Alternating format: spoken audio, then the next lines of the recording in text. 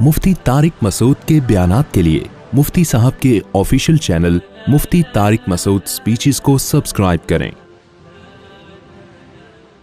الحمد للہ نحمده ونستعینه ونستغفره ونؤمن به ونتوکل علیہ ونعوذ باللہ من شرور انفسنا ومن سیئات اعمالنا من يهده الله فلا مضل له ومن يضلل فلا هادی له ونشهد ان لا الہ الا اللہ وحدہ لا شریک له ونشهد ان محمدا عبدہ ورسولہ صلی اللہ تعالی علیہ وعلی آلہ واصحابہ وبارک وسلم تسلیما کثیرا کثیرا، اما بعد فاعوذ باللہ من الشیطان الرجیم، بسم اللہ الرحمن الرحیم۔ آج کوئی صاحب آئے تھے جنہوں نے میسج بھیجا تھا کہ 20 منٹ بعد دروازہ کھلا ہے، وہ یہاں بیٹھے ہوئے ہیں۔ اچھا، شارٹ ہو گئے۔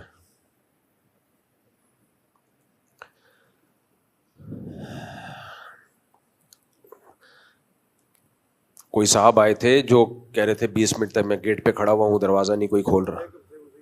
یہ آئے تھے، پہلے آئے تھے، وہ باہر کسی دوسرے کنٹری سے تھے۔ خیر، نحمدہ ونصلی علی رسولہ الکریم۔ قرآن مجید میں اللہ تعالیٰ کا ارشاد ہے، لِيَبْلُوَكُمْ أَيُّكُمْ أَحْسَنُ عَمَلًا۔ اللہ نے اس لیے پیدا کیا، اللہ دیکھنا چاہتا ہے تم میں اچھا عمل کون کرتا ہے۔ اس مفہوم پر میں بہت دفعہ بیان کر چکا ہوں کہ انسان کو اللہ نے دنیا میں آزمائش کے لیے بھیجا۔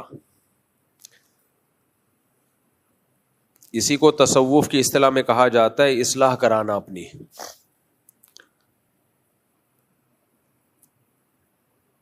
دنیا میں قانون بنتے ہیں انسانوں کی اصلاح کے لیے، لوگوں کی اصلاح کے لیے۔ وہ قانون مجبور کرتا ہے انسان کو انسان بننے پر، لیکن جب انسان کے دل میں اللہ کا خوف پیدا ہوتا ہے اور وہ اللہ کے نبی صلی اللہ علیہ وسلم کو اللہ کا رسول ماننا شروع کر دیتا ہے، تو اس کی سب سے پہلی علامت یہ ہوتی ہے کہ اس کے دل میں اپنی اصلاح کا جذبہ پیدا ہوتا ہے۔ جس آدمی کے دل میں دوسروں کی اصلاح کا غلبہ ہو، اپنے سے غافل ہو، وہ مخلص نہیں ہو سکتا کبھی بھی۔ تو یہ اپنے آپ کو پہچاننے کا کہ میں کتنے پانی میں ہوں، میرا ویٹ کتنا ہے اللہ کی نظر میں، اپنے آپ کو پہچاننے کا سب سے بہتر طریقہ یہ ہے کہ آپ کو اپنی اصلاح کی کتنی فکر ہے کہ میں ٹھیک ہو جاؤں۔ ہم میں سے ہر شخص کو دوسرے کی بہت زیادہ فکر ہے، اپنی نہیں ہے۔ اس کی وجہ کیا ہے؟ انسان کو دوسرے کی گندگی گندی محسوس ہوتی ہے، اپنی گندگی سے انسان کو نفرت نہیں ہوتی۔ میں مثال دیتا ہوں نا، واش روم سے آپ ہو کے آئیں، خود گھنٹہ گھنٹہ بیٹھے رہو گے، بدبو نہیں آئے گی آپ، تبھی تو لوگ کنڈی لگا کے بیٹھ جاتے ہیں۔ کراچی میں ویسے بھی زیادہ بیٹھتے ہیں، قبض زیادہ ہے یہاں پہ، بیٹھے رہیں گے۔ کوئی واش روم سے آئے، آپ فوراً جائیں، کیسے ناک پکڑ رہا ہوتا ہے انسان، اسمیل آ رہی ہے جی، ایگزاسٹ فین چلاؤ جی، ایگزاسٹ کرو، اس کو باہر نکالو۔ بھائی کوئی فرق تھوڑی ہے، وہی رپورٹ جو اس نے پیش کی ہے وہی کون پیش کر رہا ہے؟ آپ نے پیش کی ہے وہی وہ پیش کر کے آیا ہے، رپورٹیں تو ایک ہی ہیں۔ خود بیٹھے ہوئے ہیں، اپنی بدبو برداشت ہو رہی ہے، دوسرے کی ذرا ایک سیکنڈ برداشت نہیں ہوتی۔ یہ انسان کی فطرت ہے، اپنی گندگی اس کو بری نہیں لگتی، دوسرے کی گندگی بہت بری لگتی ہے۔ دوسرا کنجوس ہو بہت برا لگے گا، خرچ نہیں کرتا، غریبوں کا خیال نہیں کرتا۔ خود کنجوس ہو محسوس ہی نہیں ہوتا۔ دوسرا غیبتیں کرتا ہو بہت برا لگتا ہے، یار ہر وقت لوگوں کی غیبتیں کرتا رہتا ہے۔ ہم خود کرتے نہ ہمیں برا بولو نہیں لگتا۔ دوسرا بد اخلاق ہو، چیختا ہے، چلاتا ہے، شور مچاتا ہے، بہت برا لگتا ہے۔ خود یہ کام کر رہے ہو بالکل بھی برا بولو نہیں لگتا۔ اور بھی بہت ساری مثالیں، لیکن وہ دوں گا تو آپ فیل کر سکتے ہیں۔ ممبر ہے اس لیے میں نے اتنے احترام سے کہا، آپ کو فیل ہوگا۔ بہت ساری چیزیں جب کوئی دوسرا کر رہا ہو بہت برا لگتا ہے, ہم خود کر رہے ہو ہمیں بالکل بھی برا نہیں لگتا. دوسرے کی پسینے سے بہت بدبو آتی ہے, اپنا پسینہ لے کے گھوم رہے ہوتے ہیں, دوسروں کو سنگھاتے رہتے ہیں. دوسرے کو زکام ہو, صف میں آپ کے ساتھ آ کے کھڑا ہو جائے, کتنا برا لگتا ہے, ہر وقت ناک سی سی سی سی کر رہا ہے, اتنا تکلیف ہوتی ہے. ہمارے حضرت مفتی رشید احمد صاحب کو زکام ہوتا تھا تو وہ جماعت کی نماز چھوڑ دیتے تھے, حالانکہ بہت سخت پابند تھے جماعت کی نماز کے, وہ بہت سخت پابند, ان کی تکبیر اولیٰ نہیں چھوٹتی تھی کبھی. زکام ہوتا چھوڑ دیتے. وہ کہتے تھے جب کچا پیاز کھا کے مسجد میں آنا منع ہے, جس کی بدبو سے نفرت ہوگی لوگوں کو, تو زکام میں آ کے ہر وقت ناک کھینچتے رہنا, تو اس سے تو ساتھ والے کو زیادہ نفرت ہوگی. لیکن آج کل یہ مینرز مارکیٹ سے کیا ہو گئے ہیں, شارٹ. زکام کا مریض گھر میں تو اس کو گھسنے نہیں دیتے, تو وہ مسجد میں آ کے ہی کھنکھارتا رہتا ہے. آپ وضو خانے پہ دیکھیں, اتنے ماشاءاللہ ٹھپے نظر آئیں گے نا آپ کو, اللہ معاف فرمائے, صاف بھی نہیں کرتے پھر اس کو. تو دیکھو انسان ڈنڈے سے سدھرتا ہے, ڈنڈے سے. میرے مختلف جگہوں پہ گھر ہے نا, تو ایک گھر میرا ایسا ہے جس کے پڑوسی کوئی ٹائم نہیں ہے ان کا, کسی بھی وقت شور مچانا شروع کر دیں گے. باہر نکلتے ہیں دروازہ اتنی زور سے دھاڑ کرتے ہیں, آنکھ کھل گئی تو گئے. ابھی چند دن پہلے یہی ہوا, سو رہے ہیں رات کو 2 بجے شادی کے پٹاخے, ہمارے گارڈ بھی گھبرا کے نکلے کہ کوئی دھماکہ ہوا ہے, کیا ہوا ہے, نیند گئی ختم. تو گھر والوں نے پوچھا یہ کیا ہے, میں نے کہا غریبوں کے علاقے میں رہو گے تو یہ سب کچھ بولو ہوگا. غریبوں تو امیروں کے علاقے میں چلے جاؤ بھائی, یہ بھی غریبوں کا نہیں ہے, متوسط لوگوں کا علاقہ ہے. لیکن آپ ڈیفینس میں جاؤ, ملیر کینٹ میں رہو, فیلکن ہاؤس میں جاؤ, وہاں یہ آپ کو حرکتیں نظر نہیں آئیں گی. اس لیے نہیں کہ لوگ بہت اچھے ہیں, یہی انڈے بچے ہیں, یہیں سے گئے ہیں سارے ڈیفینس میں بھی. اور قانون جہاں مضبوط ہوگا وہاں سب ایک دوسرے کا خیال کریں گے. اللہ کے خوف سے خیال کرنا اس زمانے میں بہت مشکل کام ہے. وہ چند لوگ ہی ہیں مارکیٹ میں جو رات کو 2 بجے فائرنگ نہ کریں یہ سوچ کے کہ کوئی پڑوس میں سو رہا ہوگا. مولانا لوگ خیال نہیں کرتے آج کل, تو غیر مولانا کہاں سے کرے گا. جمعے کی تقریروں میں جو بھونپو لگا کے اسپیکر پہ پوری دنیا کو اپنی تقریر سنائی جا رہی ہے, کیوں بھائی آپ کیوں سنا رہے ہیں؟ آپ اپنی تقریر ان لوگوں کو سنائیں جو سننا چاہتے ہیں, جو نہیں سننا چاہتے زبردستی ان کے کان میں کیوں ٹھوس رہے ہو. تو مائک لگے ہوتے ہیں نا مسجدوں کے باہر. پہلے زمانے میں مسجد کے قریب گھر کی قیمت بہت زیادہ ہوتی تھی. آج بہت سی مساجد ایسی ہیں کہ گھر کے قریب مسجد قیمت کم ہوگی, کیونکہ پتہ ہے بھائی وہ امام صاحب ہر وقت بھونپو ہاتھ میں منہ میں لے کے کچھ نہ کچھ پروگرام پیش کرتے رہیں گے. سارے امام ایسے نہیں ہوتے, لیکن بہت سے ایسے ہوتے بھی ہیں. تو دوسرے کو تکلیف سے بچانا, نبی نے فرمایا المسلم من سلم المسلمون من لسانہ و یدہ. ایک پڑوسی ہے ہمارے, وہ جب کسی کو کیا پتا کس کی بات ہو رہی ہے, اور پڑوسیوں کو بھی نہیں پتا چل رہا کہ میں ان کی بات کر رہا ہوں. چل رہا ہوتا تو اگلے ہفتے صحیح ہو جاتے نا. اس لیے کوئی کسی کی انسلٹ, کوئی کسی کی نہ دل شکنی ہو رہی ہے نہ کسی کی غیبت ہو رہی ہے, کسی کو پتہ ہی نہیں چل رہا کس کی. خود پڑوسی کو نہیں پتا چل رہا کہ میری بات ہو رہی ہے, وہ سمجھ رہا ہوتا ہے شاید دوسرے میرے پاس یہ آپشن بھی ہے نا 4 پڑوسی, تو میں کسی پڑوسی کی غیبت کروں تو وہ اس کو کیا پتا چلے گا میری غیبت ہو رہی ہے, وہ سمجھ رہا ہے کہ دوسرے والوں کی ہو رہی ہے. بہت سارے فائدے ہیں بھائی, کر لو تم بھی, بہت سارے فائدے ہیں, بہت سارے فائدے ہیں. پکڑے نہیں جاؤ گے, کسی سے قرض لے کے کھا جاؤ گے تو پکڑے نہیں جاؤ گے. میں نے قرض لے کے کھایا نہیں ہے, لیکن ایک بہترین آپشن, وہ پتہ ہی نہیں ہوتا بندہ نکلے گا کس گھر سے, پتہ ہی نہیں ہوتا بندہ نکلے گا کس گھر سے. تو نہ بھاگ سکتا ہے کہیں. مجھے باہر ملکوں کے ویزے بھی اتنی آرام سے پتہ ہے کیوں مل جاتے ہیں. جب میں FRC دکھاتا ہوں نا, فیملی ریلیشن سرٹیفکیٹ, اس میں اتنے بچے اتنی بیگم, تو امریکہ بھی کہتا ہے یہ سلپ ہونے والا بندہ نہیں ہے, کینیڈا بھی کہتا ہے یہ بندہ سلپ ہونے والا نہیں ہے, جاپان بھی اس فیملی ریلیشن سرٹیفکیٹ کو دیکھ کے بولتا ہے بندہ خاندانی ہے, بھاگنے والا نہیں ہے. اسی بیس پہ تو ویزا ریجیکٹ ہوتا ہے. ان کو خطرہ ہوتا ہے پاکستانی حالات کی وجہ سے سلپ نہ ہو جائے. جب ان کو پتا ہوتا ہے اتنا بڑا پریوار, فیملی, خاندان, تو کہتے ہیں یار اس کو تو ویزا دے دو, یہ کدھر جائے گا ان کو سب کو چھوڑ کر. لوگ کہتے ہیں اسی بیس پہ ویزا ریجیکٹ ہو سکتا ہے کہ اتنا بڑا خاندان ہے, بیزار آ گیا بھاگ رہا ہے. ایسا نہیں ہوتا. جتنا بھی بڑا خاندان, آپ جتنے بھی بیزار ہو, دنیا میں ہر چیز کو چھوڑ کے بھاگنا آسان ہے, بچوں کو چھوڑ کے بھاگنا آسان نہیں ہے. جو لوگ بھاگتے ہیں بچوں کے لیے بھاگتے ہیں, تو بچوں کو چھوڑ کے کہاں سے بھاگ جائے گا بھائی آدمی؟ کیا خیال ہے؟ تو خاندان کو چھوڑ کے بھاگنا بہت مشکل. تو اس لیے جب تمہارے زیادہ بچے ہوں گے, زیادہ بیویاں ہوں گی, تو ویزا بھی باہر کا آسانی سے لگے گا. آسٹریلیا نے مجھے خود فون کر کے ویزا دیا ہے, کاغذ غلط فل ہو گئے تھے, 2019 یا 20 کی بات ہے. ورنہ آسٹریلیا کا ویزا دنیا کا مشکل ترین ویزا ہے.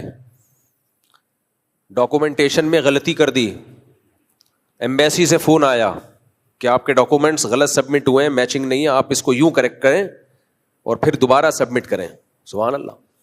میں نے کہا بتائیں کیسے؟ اب مجھے یاد نہیں ہو رہا. انہوں نے کہا آپ لائیں پین کاپی لے کر آئیں, آپ لکھیں, ہم آپ کو بتاتے ہیں. اسٹائل دیکھو یار, عزت دیکھو. ہم لے کر آئے, ہم نے لکھا, تو اس نے بتایا یہ طریقہ ہو. اسلام آباد سے فون آیا تھا, تو ہم نے پھر اس کے حساب سے سبمٹ کیے, لگ گیا ویزا. باہر ملک کوئی کسی سے ٹینشن میں نہیں ہے, وہ سب آپ کو ویزا دینا چاہتے ہیں. نہ ان کو پاکستان سے نفرت ہے, نہ کسی اور کنٹری سے. ان کو نفرت ہے ہمارے ایٹیٹیوڈ سے. ان کو پتا ہوتا ہے یہ کمبخت وزٹنگ ویزا لگا رہا ہے, اصل میں بے روزگاری سے بھاگ رہا ہے. یہاں آ کے سلپ ہوگا, پھر اسائلم داخل کرے گا کہ مجھ پہ خطرہ ہے, خود اپنے اوپر حملے کروائے گا, شب برات کے پٹاخے پھٹوائے گا اپنے اوپر, ویڈیو بنائے گا کہ بم دھماکہ ہوا ہے, اور یہاں آ کے سلپ ہو جائے گا. ہمارا کردار ٹھیک ہو تو سب ویزے دینے کے لیے تیار ہیں. دبئی میں بین ہو گئے, ابو ظہبی میں بین ہو گئے, یہ سب کیا ہو رہا ہے؟ What's going on? یہ سب اسی لیے ہو رہا ہے کہ ہماری اپنی حرکتیں ٹھیک نہیں ہیں, اس لیے اسپیڈ بڑھا دو. جب بھی میں یہ بولا کروں نا اسپیڈ بڑھا دو, تو اس سے مراد یہ نہیں ہوتا گاڑی کی اسپیڈ بڑھاؤ, پیسے کمانے کی اسپیڈ بڑھاؤ. جب بھی میں یہ لفظ بولوں کہ اسپیڈ بڑھاؤ, یار اس کی مائک تو تیز, آواز تو بڑھاؤ نا. جب بھی میں یہ بولا کروں اسپیڈ بڑھا دو, تو سمجھ جاتے ہو اس کا مقصد کیا ہوتا ہے. بیویوں کی اسپیڈ بھی اور بچوں کی اسپیڈ.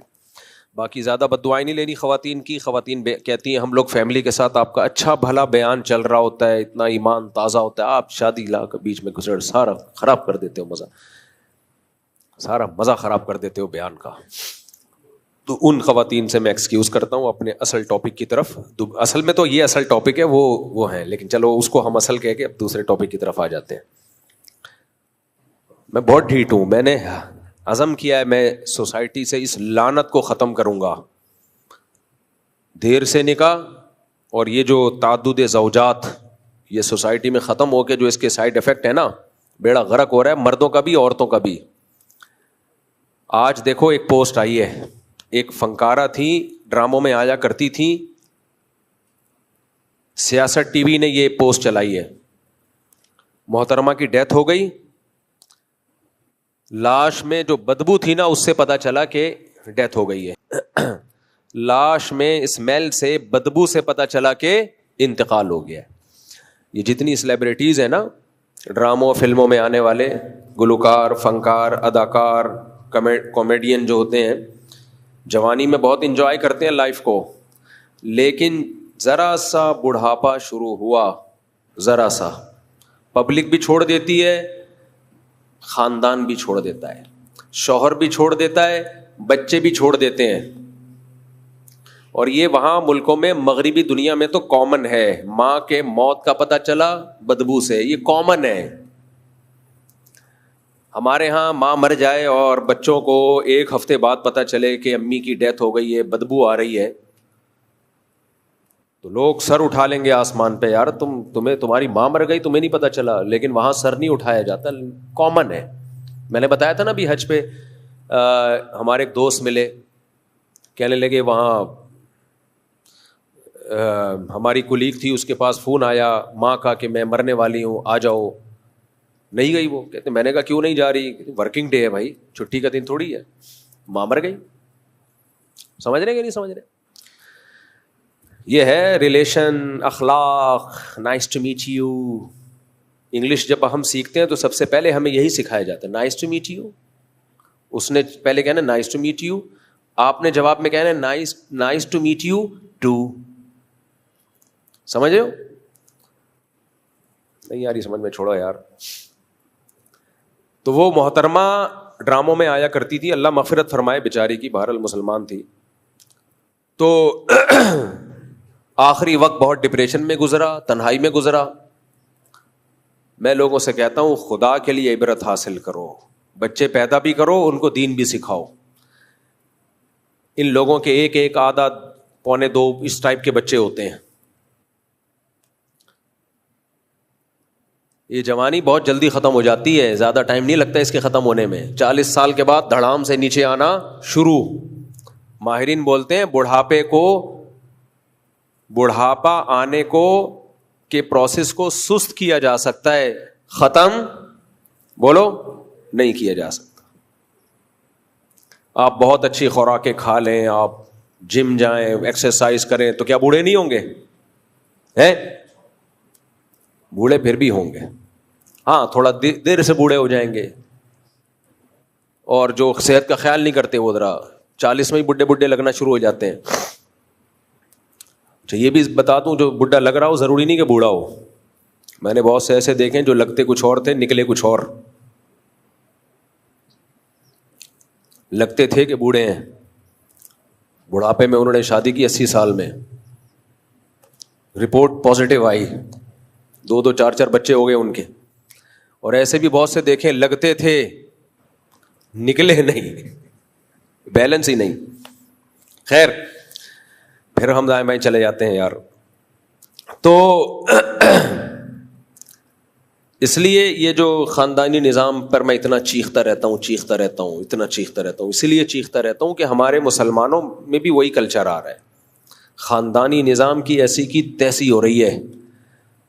تو تمہارا بڑھاپا بھی جاپانیوں والا ہوگا, چائنا والا بڑھاپا ہوگا. میں نے بتایا نا ملیشیا میں 2 چائنیز بڈھیاں دیکھی میں نے. ملیشیا میں ہم جس مولانا صاحب کے گھر میں ٹھہرے ہوئے تھے, پڑوس میں چائنیز خواتین رہتی تھیں. میں گیا ان سے ملنے تو 2 بڈھیاں بالکنی میں بیٹھی ہوتی تھی, آنکھوں سے آنسو, تنہائی تنہائی تنہائی. تو مجھے ان پڑوسیوں نے بتایا, جو میرے ہوسٹ تھے, انہوں نے بتایا کہ سال میں 1 آدھ دفعہ ان کا بیٹا یا کوئی بیٹی آ جاتی ہے, کوئی پھول وول لے کے تھوڑا ہیلو ہائی کر کے پتلی گلی سے نکل جاتے ہیں, کوئی پوچھنے والا نہیں. گورنمنٹ آتی ہے, خیال کرتی ہے حکومت. یہ والا بڑھاپا چاہتے ہو ٹھیک ہے, نہ ٹائم پہ شادی کرو, نہ بچے پیدا کرو. بچے 2 ہی اچھے, تربیت یافتہ. ایک کو ڈاکٹر بناؤ, ایک کو کیا بناؤ, انجینئر بناؤ. اور ظاہر ہے اچھا ڈاکٹر اچھا انجینئر پاکستان میں تھوڑی رہے گا, UK جائے گا, امریکہ جائے گا. تو وہ جو 2 بچے نکلے تھے وہ بھی بڑھاپے میں کہاں ہوں گے؟ بولو نا, باہر. اور آپ بڈھا بڈھی یہاں پہ 1000 گز کے بنگلے میں ایک دوسرے کا منہ تک رہے ہوگے, ایک دوسرے کا منہ تک رہے ہو. قرآن کے الفاظ کیا ہیں؟ وَبَنِينَ شُهُودًا, اللہ کہتے ہیں میں نے انسان پر احسان کیا. وَبَنِينَ شُهُودًا, اسے بیٹے دیے حاضر رہنے والے. بیٹے دیے, بولو نا کیا ہو گیا میرے بھائی, حاضر رہنے والے. بیٹا جب رونق ہوتا ہے جب وہ آپ کے, یار جملہ کمپلیٹ کیا کرو نا, ہمیں بھی تو گرمی لگ رہی ہے نا.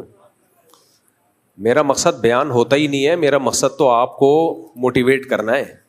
میرے جو خالصتاً علمی بیان ہے وہ میرے چینل پہ آپ اسپیچز پہ تفسیر کے لیکچر سن لیں. آپ لوگ کہتے ہیں نا مفتی صاحب آپ ایک آیت پڑھتے ہیں اور دائیں بائیں چلے جاتے ہیں, تو میرے تفسیر کے لیکچر ہیں مفتی طارق مسعود اسپیچز میں, پلے لسٹ میں آپ جائیں گے, اس میں A to Z پورا قرآن ہے. صرف 1 پارہ رہ گیا, وہ بھی انشاءاللہ بھی کمپلیٹ ہو جائے گا. 29 پارے ہو چکے ہیں.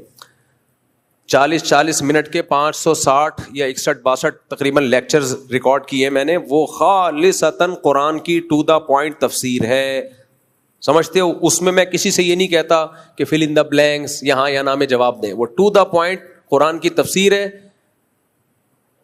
وہ 40 منٹ میں پیش کرتا ہوں. تو جس کو قرآن پورے طور پہ سمجھنا ہے وہ لیکچر سنے. یہ جو مجلس ہوتی ہے جمعہ اور اتوار کی, یہ علمی کم اور اس میں موٹیویشن کا عنصر زیادہ. تھوڑی سی بات ہے لیکن اس پہ موٹیویٹ کرنا ہے, عمل پہ لانا ہے. تو عمل پہ لانے کے لیے پان گٹکے کی مثالیں بھی آئیں گی اور واقعات بھی آئیں گے اور تھوڑا بہت طنز و مزاح بھی ہوگا تاکہ آپ بور نہ ہو. تو یہ سب کچھ چلتا ہے. مجمع کو بٹھا کے رکھنا ہے نا. میں ایسے افلاطون بن کے یہاں بیان شروع کر دوں آپ سارے سو جاؤ تو یہ موٹیویشن تھوڑی ہے. ابا بات سمجھا رہے ہیں اور بیٹا سو جائے خراٹے لے کے, تو اس کا مطلب فالٹ کس میں ہے؟ ابا میں. پتہ ہی نہیں چل رہا یہ نصیحت کر رہے ہیں یا لوری سنا رہے ہیں. تو یہ اسپیکر کا کام ہوتا ہے کہ وہ جب نصیحت کرے, لوگوں کو کسی عمل پہ ابھارنے کی کوشش کرے, تو اس کا اسٹائل ایسا ہونا چاہیے کہ لوگ انگیج رہیں اس کے ساتھ, تاکہ لوگوں کا جو ٹائم ہے وہ ضائع نہ ہو. اس میں میرا ٹائم اتنا ضائع نہیں ہوگا, آپ کا زیادہ ضائع ہوگا. ہاں, تو ہم یہ عرض کر رہے تھے کہ ہم نے جو ابھی مثال دے رہے تھے نا آپ کو کہ یہ جو بیچاری فنکارہ کا انتقال ہو گیا, اور تو کیا ہے یہ باہر ملکوں میں یہی تو ہو رہا ہے, خاندانی نظام کی ایسی کی تیسی. تو ایک بچہ باہر امریکہ گیا ہوا ہے, ایک کہاں گیا ہوا ہے, یو کے گیا ہوا ہے, بوڑھے ماں باپ اکیلے. لوگ کہتے ہیں وہاں بلا لیتے ہیں, بلا کے بھی بیچارے کیا حال ہوتا ہے یار, وہ بات تھوڑی ہوتی ہے. وہ چلے بھی جبھی جاتے ہیں جب ان کا یہاں کچھ ہوتا نہیں ہے, ورنہ بوڑھا کہاں جائے گا اپنے خاندان کو چھوڑ کر, اپنی جگہوں کو چھوڑ کر. تو اس لیے جو شریعت ہے نا اس کو فالو کرو, اسلام کو فالو کرو, اور توکل کس پہ کرو؟ بولو اللہ. کیونکہ جہاں زیادہ بچوں کی شادیوں کی بات آئے گی فوراً سوال ہوگا کھلائیں گے کہاں سے. بھائی مہنگائی کا دور ہے بھائی, صرف پیدا ہی نہیں کرنا ہوتا, پالنا بھی ہوتا ہے. تو کون کہہ رہا ہے کہ پالنا نہیں ہے؟ ایک مثال دے کے بس آگے چلتا ہوں, میں اصل بیان کی طرف آتا ہوں, یعنی اصل بیان سے ہٹتا ہوں, اصل بیان کی طرف آتا ہوں. تو دیکھو لوگ یہ کہتے ہیں کہ اتنے بچے ان کو پالیں گے کیسے ہم, ان کی تربیت نہیں ہو پائے گی.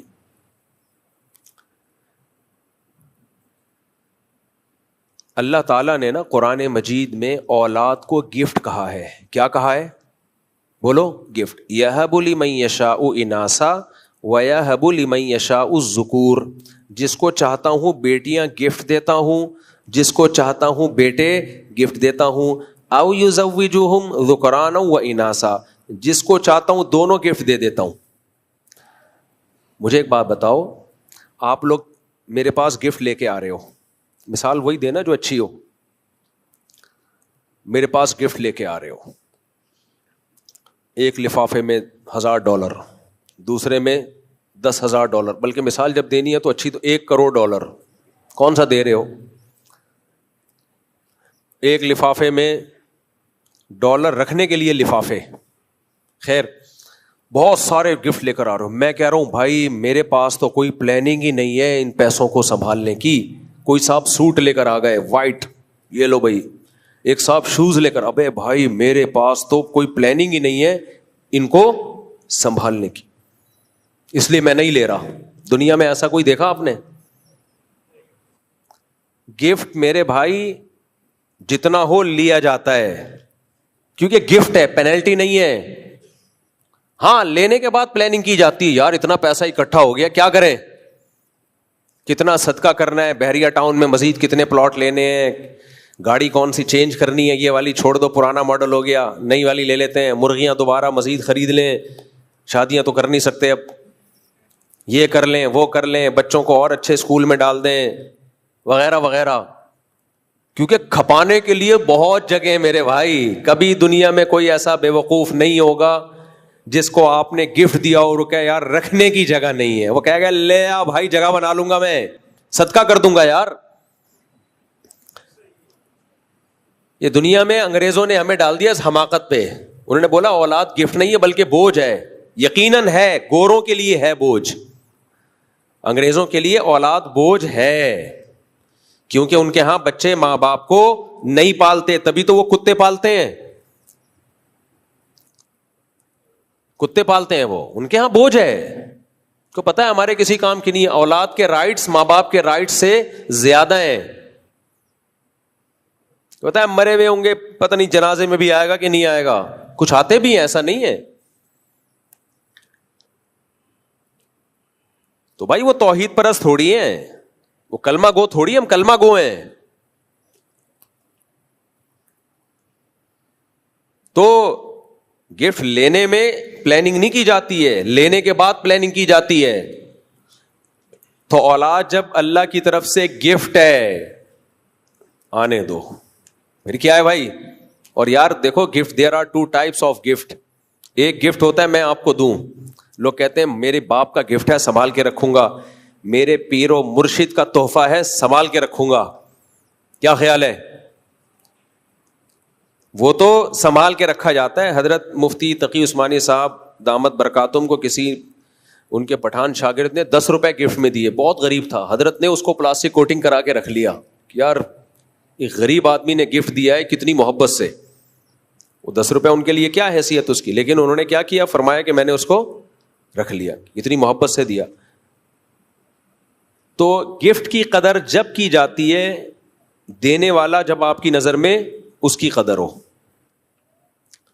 گفٹ دینے والے کی اگر قدر آپ کے دل میں ہے تو آپ اس کے تحفے کی بولو قدر کرو گے, چاہے وہ سستا ہی کیوں نہ ہو.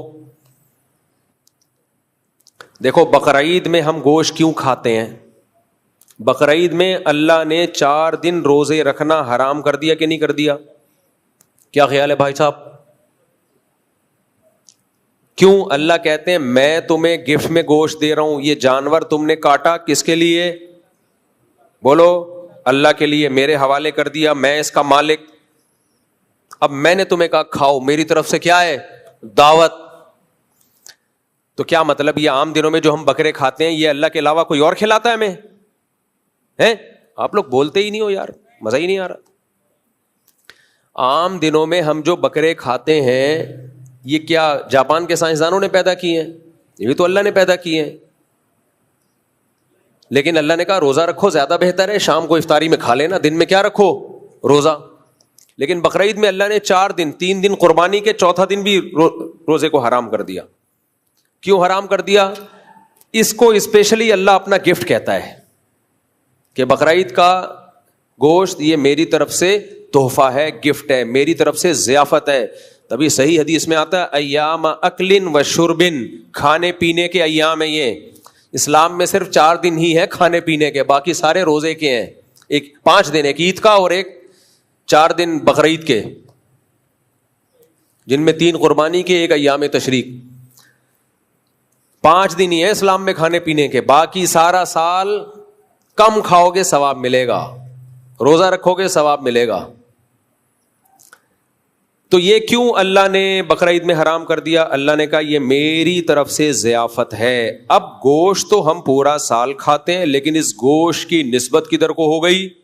اللہ کی طرف. اب اس کی ویلیو ہماری نظر میں بڑھ گئی. ہم روزہ نہیں رکھ سکتے. اللہ کہیں گے یہ کیا بات ہے, میں دعوت کر رہا ہوں, تم روزہ اپنے دوست کے ولیمے میں گئے, دوپہر کو بلایا اور آپ کھا نہیں رہے, میرا روزہ ہے. وہ کہے گا یار میں نے تو 1 مہینہ پہلے بتا دیا تھا آج میرا ولیمہ ہے, کسی اور دن نہیں روزہ رکھ سکتے تھے. غصہ آئے گا نا اس کو. اس طرح اللہ کو بھی غصہ آتا ہے. تو اولاد, ہر نعمت اللہ کا گفٹ ہے, لیکن اولاد کو اسپیشلی اللہ نے اپنا گفٹ بولو قرار دیا. یہب لمن, ہبا کرتا ہوں, ہبا گفٹ. تو جو اللہ کا گفٹ ہے اس میں آپ کہہ رہے ہو بچے 2 ہی اچھے, واہ کمال ہو گیا. یہ گورے نے آپ کی کھوپڑی کیا کر دی ہے؟ خراب, کیونکہ اس کی اپنی کھوپڑی خراب ہو چکی ہے. ان کے لیے واقعی وہ پینلٹی ہے, عذاب جان ہے. ہمارے لیے عذاب نہیں ہے میرے بھائی. تو اس لیے اللہ کے گفٹ کو بھی گفٹ سمجھو. اور گفٹ پہ جو خرچہ ہوتا ہے نا اسے انسان بوجھ نہیں سمجھتا, کیونکہ گفٹ اگر ایسا ہے کہ اس پہ آپ کا خرچہ زیادہ ہو رہا ہے اور اس کا آؤٹ پٹ کم ہے تو وہ گفٹ نہیں ہے, وہ عذاب ہے. مجھے ایک بات بتاؤ, آپ کو ایک شخص بائک دے کے جائے جس کی ٹینکی بہت بڑی ہو, بہت مہنگی بائک ہو, آپ غریب آدمی ہو, اور بائک ایسی ہو کہ اس میں انجن آئل کا ٹھیک ٹھاک خرچہ, آپ کی پوری سیلری اس میں خرچ ہو جائے, اور ٹھیک ٹھاک مہنگا پیٹرول ڈلتا ہے اس میں, آپ کی تنخواہ اتنی ہے نہیں, تو آپ گفٹ دینے والے کو کیا کہو گے؟ بولو گے بھائی میں یہ کسی اور کو پہنا دوں گا, میں نہیں رکھوں گا. وہ کہے گا نہیں, آپ کو کسی کو پہنانے کی بھی اجازت نہیں ہے, یہ گفٹ ہے, تیرا باپ بھی چلائے گا اس کو. تو یہ گفٹ دینے والے کے بے وقوف ہونے کی علامت ہے یا نہیں ہے؟ توجہ ہے نا, کہ بھائی تو غریب آدمی کو گفٹ دے رہا ہے اور اس گفٹ کو کسی اور کو گفٹ دینے کی, بیچنے کی بھی اجازت نہیں دے رہا, اور کہہ رہا ہے تو ہی چلائے گا اس کو. تو کمبخت جب تو نے اس کو اتنا مہنگا گفٹ دیا کہ اس میں ڈیزل, پیٹرول اور انجن آئل اور اس کی سروس اس کی تنخواہ سے 10 گنا زیادہ ہے, تو یا تو اس کی تنخواہ بڑھوا یا اس کے خرچے بھی دے, بائک کے جتنے بھی ایکسپینسز ہیں وہ سمیت دے, اس کی ٹیوننگ, اس کی سروس, اس کی پیٹرول, وہ سارا تیرے پیٹرول پمپ سے ہوگا, پھر تو ہم اس کو گفٹ مانیں گے, ادروائز یہ گفٹ نہیں ہے, یہ عذاب ہے. اللہ اولاد کو گفٹ قرار دیتا ہے, مالداروں کے لیے بھی اور غریبوں کے لیے بھی. یہ عجیب بات ہے, اللہ غریب کو اولاد دے اور کہے میرا گفٹ ہے, میرا تحفہ ہے, اتنا بڑا تحفہ کہ 2 بکرے کاٹ, گنجائش نہیں ہے تو ویسی کھانا کھلا دے لوگوں کو. اور پھر اللہ کہہ رہا ہے کہ اس کے خرچے اس کے آؤٹ پٹ سے زیادہ ہیں, تو یہ گفٹ نہیں ہے, پھر یہ کیا ہے؟ عذاب ہے. تو پھر یہ قرآن غلط ہو جائے گا میرے بھائی,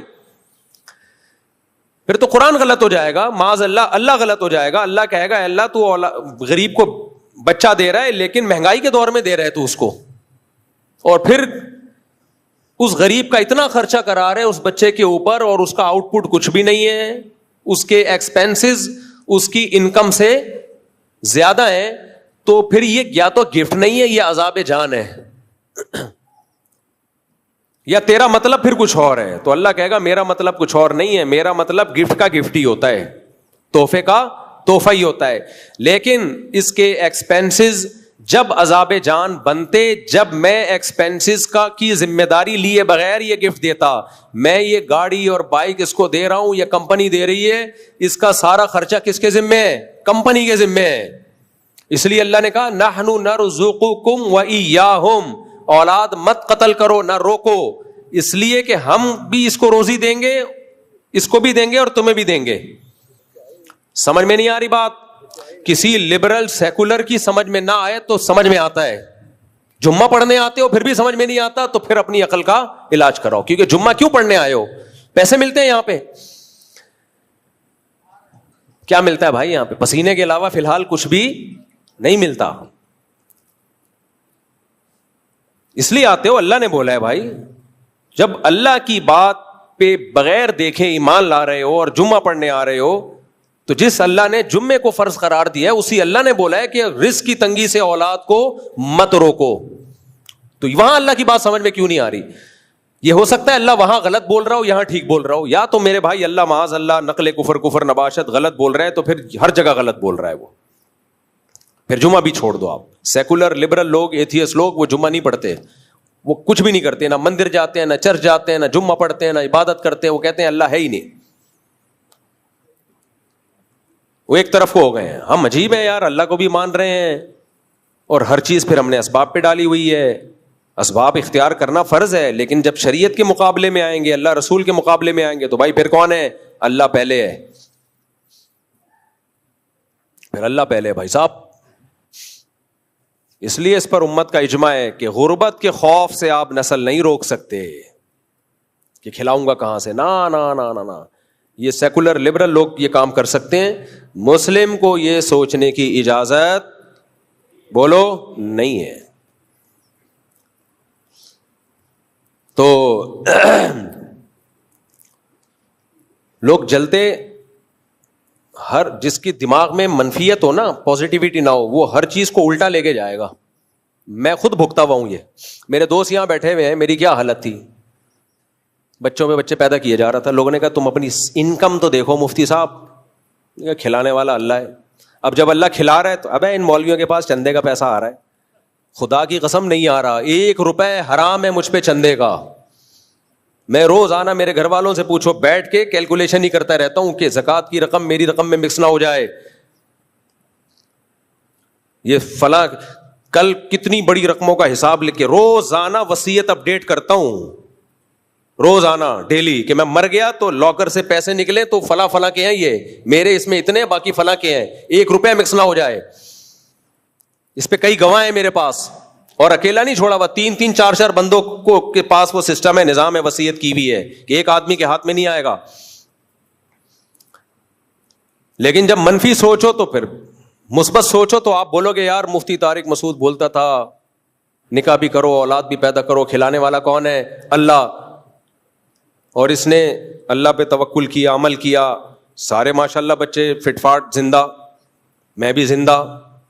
کتنے لوگوں نے مارنے کی کوشش کی, صرف اسی برکت سے نہیں مرا میں کہ اللہ نے کہا یہ مر گیا. تو پھر مسئلہ یہ ہوگا کہ لوگ بولیں گے دیکھو یہ ہوتا ہے. مرنے کا کوئی بھروسہ نہیں ہے, کبھی بھی مر سکتے ہیں, لیکن اب تک تو بچ گئے نا. نہ بھوک سے مرے الحمدللہ, نہ کسی اور طرح سے مرے. اب کوئی مار دے تو الگ بات ہے یہ سن کے.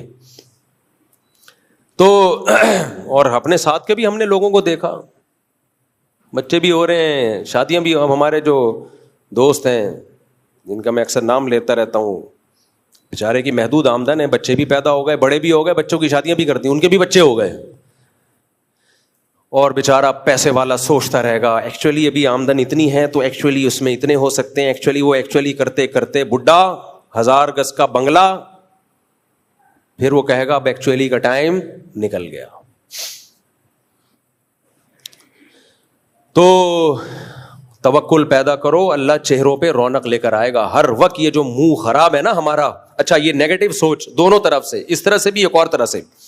ابھی پاکستان نے جنگ جیتی الحمدللہ انڈیا کے خلاف, ساری دنیا میں ہماری عزت ہو گئی. میں سعودی عرب گیا, سعودی بھی مل رہے ہیں ماشاءاللہ, واللہ پاکستانی, واللہ پہلے نہیں ملتے تھے. سیلفیاں لے رہے ہیں پاکستانیوں کے ساتھ, سعودی مزدوروں کے ساتھ, اتنی عزت ہو گئی. خوش ہونا چاہیے لیکن نہیں. ابے یہ سب پری پلان تھا, ابے یہ سب ڈرامے بازی تھا, ابے مودی نے پہلے سے طے کیا ہوا تھا کہ میری بھی مٹی خراب ہو رہی ہے, تمہاری بھی مٹی خراب ہو رہی ہے, تو میں تم پہ حملہ کروں گا, جواب میں تم نے مجھ پہ حملہ کرنا ہے, دونوں کی عزت ہو جائے گی. گورنمنٹ کی طرف سے الٹا سوچنے پر کوئی پابندی نہیں ہے. منفی سوچتے رہو بیٹھ کے. بھائی ڈالر اسٹیبل ہو گیا یار, 285 پہ آ کے رک گیا, ورنہ تو بہت اسپیڈ سے اوپر جا. اب ہے یہ سب ڈرامہ ہے, یہ دکھانے کے لیے. اب کتنا عرصہ دکھائے گا آدمی؟ دلہن کو بیوٹی پارلر میں لے جا کے بدصورتی چھپا دی تو کیا ساری زندگی چھپی رہے گی؟ چلو رخصتی والی رات کو نہیں پکڑی گئی, 2-4 دن نہانے کے بعد تو پکڑی جائے گی نا. اور اگر 1 سال تک پکڑی نہیں گئی تو پھر ٹھیک ہے یار, اسی کو انجوائے کرو. جب آرٹیفیشل خوبصورتی میں بھی تمہیں اوریجنل نظر آ رہا ہے تو ٹھیک ہے نا, مقصد تو حاصل ہو گیا. اب دلہن تیار ہو کے آئی, شوہر کے دماغ میں جو ہے وہ منفیت ہے, وہ کہہ رہا ہے کہ نہیں ایکچولی تم اصل میں خوبصورت نہیں ہوئی, یہ بیوٹی پارلر کی محنت ہے. دلہن کہے گی بھائی 1 ہفتے تک محنت ہوتی ہے, 2 ہفتے ہوگی, سال ہو گیا, 2 بچے پیدا ہو گئے. کہے گا نہیں اصل میں میرے ساتھ دھوکا ہوا ہے, تم اتنی خوبصورت ہو نہیں جتنی دکھ رہی ہو. کہے گی بھائی دھوکا جھوٹ 2-3-4 دن تک چلتا ہے نا, 2 بچے پیدا ہو گئے, مننے کے ابا بن گئے, اور اب کہہ رہے ہو یہ جو میرا رنگ ہو رہا ہے یہ کریم سے ہوا ہے, اوریجنل میں نہیں ہے. تو یہ ہماری قوم کا اس وقت حال ہو گیا ہے ملک کے بارے میں, پاکستانیوں کا.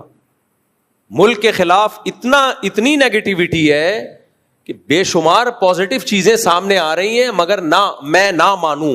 آج میری ایک دوست سے گپ شپ ہوئی, میں نے ان کو انڈیا کے ایک چینل کا لنک بھیجا جس میں انڈیا کہہ رہا ہے کہ مودی نے ہماری ناک کٹوا دی, پاکستان آرمی کے بارے میں یہ کہا یہ تو کمزور ہیں, ان کے پاس تو جہاز نہیں ہے, رافیل کی ایسی کی تیسی کر دی, یہ کر دیا وہ کر دیا, اور یہ کیا ہو گیا. میں نے کہا دیکھو دشمن کہہ رہا ہے کہ ہم جیت گئے, اور پھر انڈیا کہہ رہا ہے امریکہ نے پاکستان کے چیف کو بلایا ہے, بھائی زہرانہ دے رہا ہے اس کو, لنچ پہ بلایا ہے.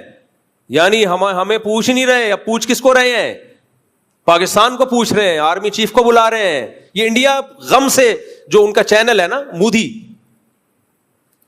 جو مودی کے فیور میں لوگ ہیں, وہ غم سے نڈھال ہو رہے ہیں یار. اب ہمیں تو امریکہ تو طاقتور کو سلام کرتا ہے بھائی. امریکہ نے دیکھا یار تم ہار گئے تو تیل تو ان تیلوں میں نہیں ہے, تیل تو پاکستان میں ہے, تو وہ تو ہاتھ بڑھائیں گے نا دوستی کا. وہ کہیں گے یار یہ چائنا کے ساتھ کیوں اتحاد کر رہے ہو, آؤ ہمارے ساتھ اتحاد کرو.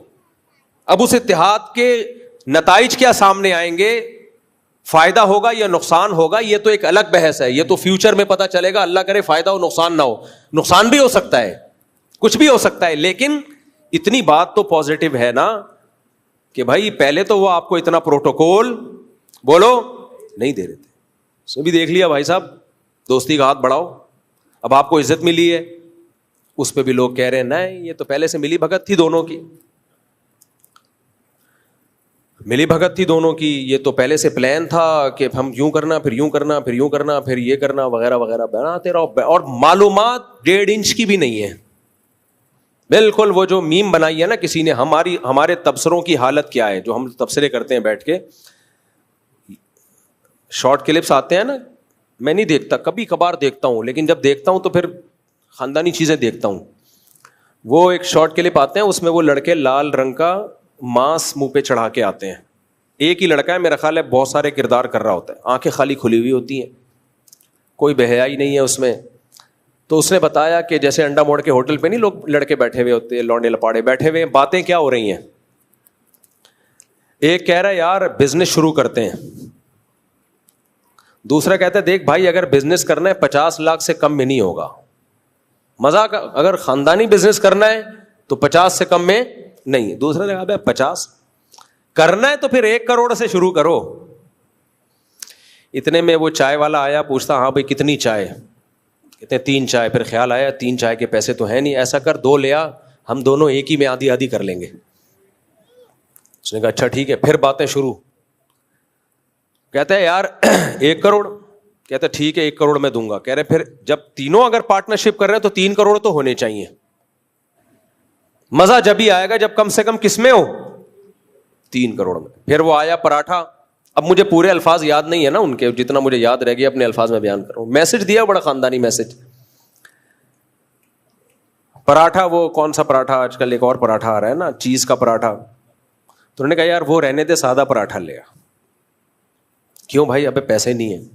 ایک پراٹھے میں 3 آدمی شریک ہو رہے ہیں, کٹ چائے منگوا رہے ہیں. جب پیسے دینے کی باری آئی تو پیسے کم نکلے, تو وہ ہوٹل والا کہتا ہے کم بختو باتیں کروڑوں کروڑوں کی کر رہے ہو یہاں بیٹھ کے, جیب میں دھیلا نہیں ہے. ہمارے یہاں جو کہتے ہیں نا دکان پکوڑوں کی اور باتیں کروڑوں کی, تو ایسے بیٹھ کے تبصرہ ملک کے بارے میں ہم کر رہے ہوتے ہیں جیسے ساری نالج اسی پہ آسمان سے نازل ہوئی, اور اس کی بیس ہے نیگیٹیوٹی.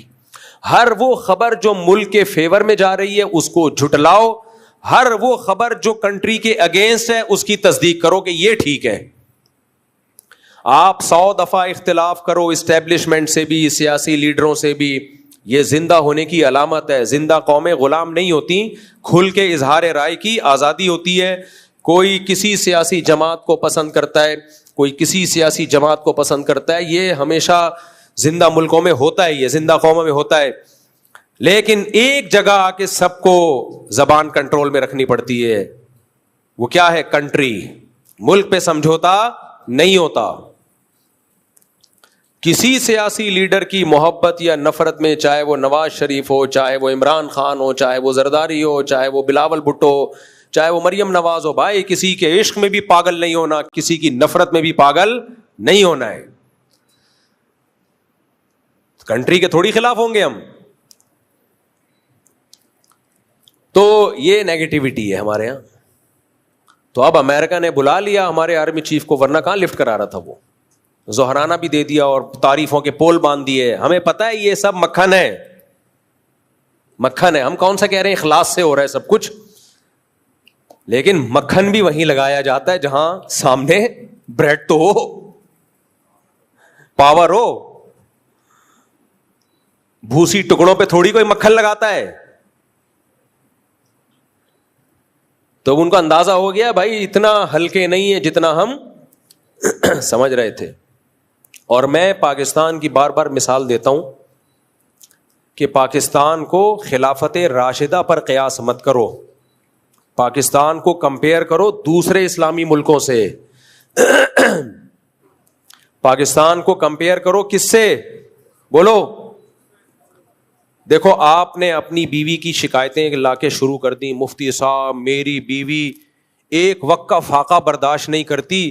امہات المومنین 2 وقت کے فاقے برداشت کرتی تھی. مفتی صاحب امہات المومنین اتنی سخی تھیں کہ اگر نبی نے 1 سال کا راشن ایڈوانس میں دے دیا تو صبح دیا شام تک سب صدقہ کر کے ختم کر دیا, اور میری بیوی تو مجھے صدقہ نہیں کرنے دیتی. مفتی صاحب امہات المومنین کا پردہ, ان کی تہجد. میری بیگم کے تو ناخن ایک دن نظر آ رہے تھے. نہیں آئی سمجھ میں بات؟ ایک دن میری بیگم نے ساکس پہنے ہوئے تھے, انگوٹھا پھٹا ہوا تھا, باہر نکلا ہوا تھا. کتنی سخت بے پردگی ہو رہی ہے. تو میں کیا کہوں گا, ابے کمبخت تو اپنی بیگم کو امہات المومنین سے کیوں کمپیئر کر رہے ہیں؟ پڑوسن کی بیوی سے کمپیئر کر, پڑوسیوں کی بیوی سے کمپیئر کر, عام عورتوں سے, اس زمانے کی عورتوں سے کمپیئر کر. کلب میں ڈانس کر رہی ہیں اسکرٹ پہن کے اور تیری بیگم برقع لے رہی ہے. شکر ادا کر میرے بھائی, موزہ پھٹا ہوا تو کیا ہو گیا یار, اس کو یہ ہو رہا ہے کہ انگوٹھا کیوں نکلا باہر. نامحرم نے میری بیگم کے پاؤں کا انگوٹھا کیوں دیکھا؟ غلط کہہ رہا ہوں صحیح کہہ رہا ہوں؟ اور پھر ہم اس کو بولیں گے تو خود کون سا صحابہ کے حساب سے چل رہا ہے؟ تو بھی تو اپنے آپ کو اس زمانے کے آدمیوں سے کمپیئر کرتا ہے نا. تو پاکستان کو آپ خلفائے راشدین سے کمپیئر مت کرو, وہ تو نہیں ہو سکتا. وہ حضرت عیسیٰ علیہ السلام کے دور میں ہی ایسی حکومت آئے گی. جو کام اللہ نے حضرت مہدی اور حضرت عیسیٰ کے ذمے لگایا ہے وہ آج کی حکومتوں کے ذمے مت لگاؤ. کمپیئر کرو, مقابلہ کرو دوسرے ملکوں سے. دوسرے ملکوں پر اسلامی لحاظ سے ہمارا پلڑا ابھی بھی الحمدللہ بھاری ہے.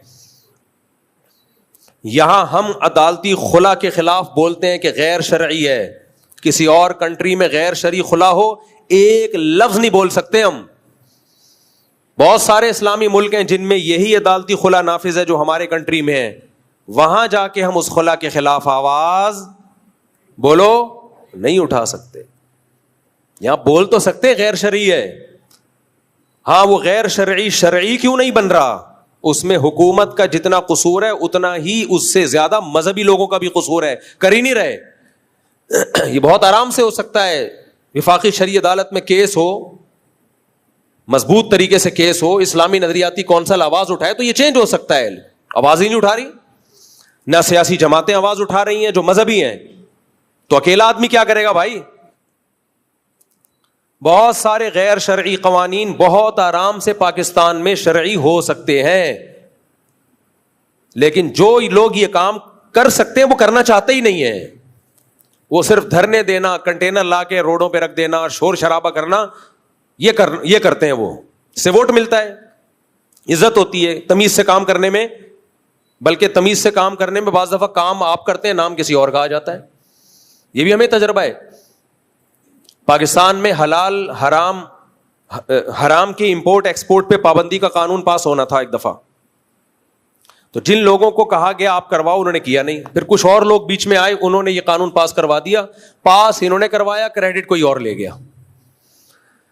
کوئی بات نہیں یار, کوئی اور کریڈٹ لے جائے, لیکن کوئی کام تو ہو نا. سمجھ میں نہیں آ رہی میرا خیال ہے بات. تو پاکستان اگر غیر اسلامی ہے تو یہ ہماری اور آپ کی وجہ سے ہے. تو آئین پاکستان کا اسلامی ہے, امپلیمنٹ میں بہت سارے قوانین غیر اسلامی ہیں, وہ ٹھیک کیے جا سکتے ہیں کیونکہ اسمبلی آئین کی پابند ہے. آئین کیا کہتا ہے؟ قرآن و سنت کے اگینسٹ کوئی قانون نہیں بنے گا. ایسا آئین کس کنٹری کا ہے بتاؤ؟ سعودی عرب تک کے قانون میں یہ نہیں لکھا ہوا. ٹھیک ہے سعودی عرب کا قانون اسلامی ہے اور پھر اس میں آگے ڈیٹیل ہے کہ فقہ حنبلی ہوگا, لیکن بادشاہت ہے. ٹھیک ہے بادشاہ اس کا پابند ہے, لیکن بادشاہ پابند ہوتا ہے؟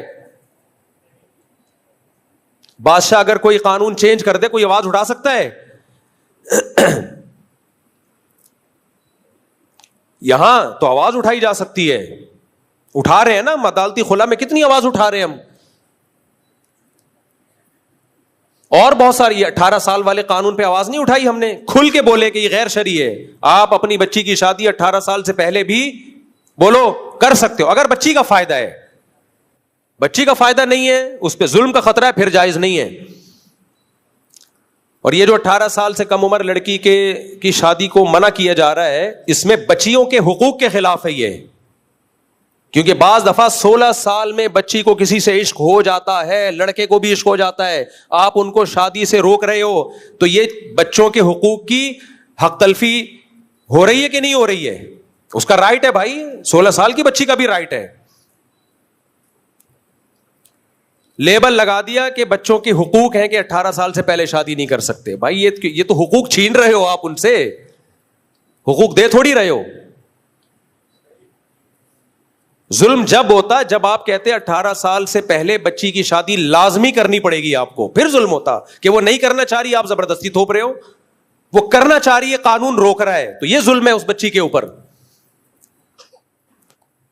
آپ کہہ سکتے ہیں کہ اس عمر میں بچی نہ سمجھ ہوتی ہے, ظلم ہو سکتا ہے, اپنا جو شریک حیات منتخب کرے وہ 2 نمبر بھی ہو سکتا ہے, بات درست ہے. لیکن یہ بات انگریزوں کے لیے درست ہے, ہمارے لیے درست نہیں ہے. اس لیے درست نہیں ہے کہ ہمارے یہاں بچی کا باپ بھی ہوتا ہے, چچا بھی ہوتا ہے, ماموں بھی ہوتا ہے, وہ بھی دیکھ رہے ہوتے ہیں. سمجھ میں آ رہی ہے بات کہ نہیں آ رہی ہے؟ وہ چیک کر رہے ہوتے ہیں کہ یہ اس قابل بھی ہے کہ اس کا نکاح کیا جائے یا نہیں کیا جائے. اب مادر پدر آزاد قوم نہیں ہے بھائی, ہم لوگ کے یہاں اب تک رپورٹ یہ کہ ابا ہوتے ہیں. رپورٹ تو یہ ہے نا کہ ابا ہم لوگ کے ہاں ہوتے ہیں, چاچے مامے بھی ہوتے ہیں. تو جب تک یہ رپورٹ رہے گی کم عمر بچی کے نکاح کی بھی اجازت ہوگی, اگر وہ چاہتی ہے. زبردستی تو جائز نہیں ہے. اگر وہ چاہ رہی ہے اور باپ نے, چاچا ماموں نے دیکھ لیا کہ یہ لڑکا میری بیٹی بھتیجی بھانجی کے لیے سوٹیبل ہے, تو کسی کا باپ بھی اس کو نہیں روک سکتا. جو قانون اس کو روکے گا تو یہ بچی پہ ظلم ہوگا. آپ کہہ سکتے ہو کہ بہت سے باپ 2 نمبر ہوتے ہیں, چھوٹی بچیوں پہ ظلم کرتے ہیں. اس کا جواب یہ کہ بہت سے نہیں ہوتے, کچھ ہوتے ہیں. بہت سے نہیں ہوتے, کچھ. باپ اور بیٹی کا رشتہ یہ قدرت نے بنایا ہے, قدرت دھاندلی نہیں کرتی. سرپرست باپ کو کس نے بنایا ہے؟ اللہ نے. اللہ غلط آدمی کو سرپرست بنا سکتا ہے؟ آپ کو پتا ہے اسلام میں ماں کے بہت حقوق ہیں, لیکن سرپرست شریعت نے باپ کو بنایا, ماں کو دوسرے درجے میں بنایا ہے, پہلے باپ ہے. وجہ کیا ہے؟ فقہاء لکھتے ہیں لِأَنَّ بِالرِّجَالِ مِنَ الْغَيْرَةِ مَا لَيْسَ بِالنِّسَاءِ. اللہ نے بیٹی کے معاملے میں باپ کے دل میں جو غیرت رکھی ہوتی ہے, ماں کی غیرت اس لیول کی نہیں ہوتی. ہوتی ہے اس لیول کی, ماں میں محبت کا غلبہ زیادہ ہوتا ہے. جبکہ جوان لڑکی کو جب بالغ ہو جائے تو اس کو غیرت مند باپ کی ضرورت زیادہ ہوتی ہے. جو جذباتی محبت ہے وہ ماں میں زیادہ ہوتی ہے. تو سرپرست اللہ نے کس کو بنایا میرے بھائی؟ باپ کو. تو ٹھیک ہے باپ ظالم بھی ہوتے ہیں, لیکن بہت کم ریشو ہے, زیادہ تر ظالم نہیں ہوتے. ظالم ہوتے تو پالتے کیوں, اتنی محنت کیوں کرتے؟ اور جو چند فیصد بیٹیاں بیچنے والے ہیں, جو بغیرت ہیں, ان کے لیے اسلام میں قانون سازی پہلے سے موجود ہے. موجود ہے, آپ فقہ کی کتابیں اٹھا کے پڑھو, اس کے حساب سے قانون بناؤ. بھائی 18 سال سے پہلے بھی بچی کی شادی کی اجازت ہے, زبردستی جائز نہیں ہے, اور اس میں بچی کا مفاد دیکھا جائے گا. اگر باپ نے ایسی جگہ نکاح کیا جو بالکل میچنگ کا نہیں ہے تو پھر باپ کے خلاف کیس ہوگا. اس قانون کی ہم 100 دفعہ حوصلہ افزائی کریں گے. یہ قانون ہم نہیں مانتے میرے بھائی کہ 18 سال سے پہلے آپ لڑکا لڑکی پہ پابندی لگا دو. ہم اپنے بچے کی شادی 18 سال سے پہلے کر رہے ہیں, تو سب سے پہلے تو ہمیں جیل ہوگی. کیا خیال ہے؟ اور سب سے پہلے تو مجھے, میں نے تو دوسری شادی پہلی بیوی کی اجازت سے نہیں کی, میں تو 4 دفعہ جیل ہونا چاہیے مجھے. تو اس لیے یہ قانون چلنے والا نہیں ہے. لوگ قانون توڑیں گے اور پھر دوسرے قانونوں کی حیثیت بھی لوگوں کے دل سے ختم ہو جائے گی. جب آپ خود ایسے قانون بناتے ہو جو ملک قانون توڑنے پر لوگوں کو مجبور کرے, تو پھر باقی قوانین کی بھی 2 ٹکے کی حیثیت نہیں رہتی. قانون بناتے وقت سب سے پہلے یہ دیکھا جاتا ہے یہ چل بھی پائے گا کہ نہیں چل پائے گا. یورپ امریکہ دیکھتے ہیں, تبھی وہ شراب کو اللیگل نہیں کرتے, حالانکہ وہ چاہتے ہیں کہ اللیگل ہو جائے. لیکن کیوں اللیگل نہیں کرتے؟ ان کو پتا ہے بھائی سب پیتے ہیں, ہم بھی پی کے ہی آتے ہیں, تو ہمارا دماغ کام کرتا ہے. ٹھیک ہے اس کے بہت سارے نقصانات ہیں, لیکن اللیگل کریں گے تو مانے گا کون؟ شراب کو چھڑوانے کے لیے مذہب کی موٹیویشن چاہیے, اور مذہب اس سوسائٹی میں نہیں ہے, تو نہیں ہو سکتا, نہیں چھوڑ سکتے وہ. ہمارے یہاں اس لیے ملکی قانون کی وجہ سے, مذہب کی وجہ سے چھوڑی ہوئی ہے. ٹھیک ہے ملکی قانون اس کو سپورٹ کر لیتا ہے, لیکن اصل جو موٹیویشن, پاورفل موٹیویشن ملتی ہے, حوصلہ ملتا ہے, وہ مذہب سے ملتا ہے. دیکھو ملک اگر قانون بنا دے تم نے 1 مہینہ کھانا پینا نہیں ہے, چلے گا یہ قانون؟ صبح صادق سے لے کے غروب آفتاب تک پاکستان میں کوئی بھی نہیں کھائے گا, ملکی قانون ہے, نہیں چلے گا. اللہ نے بنا دیا, چل رہا ہے. اللہ نے بنا دیا, 1400 سال سے چل رہا ہے, ہول سیل کے حساب سے چل رہا ہے. گرمی میں بھی چل رہا ہے, جون جولائی میں بھی چل رہا ہے. ناروے میں 22 گھنٹے کا روزہ ہے, وہاں بھی چل رہا ہے. صحیح ہے نا.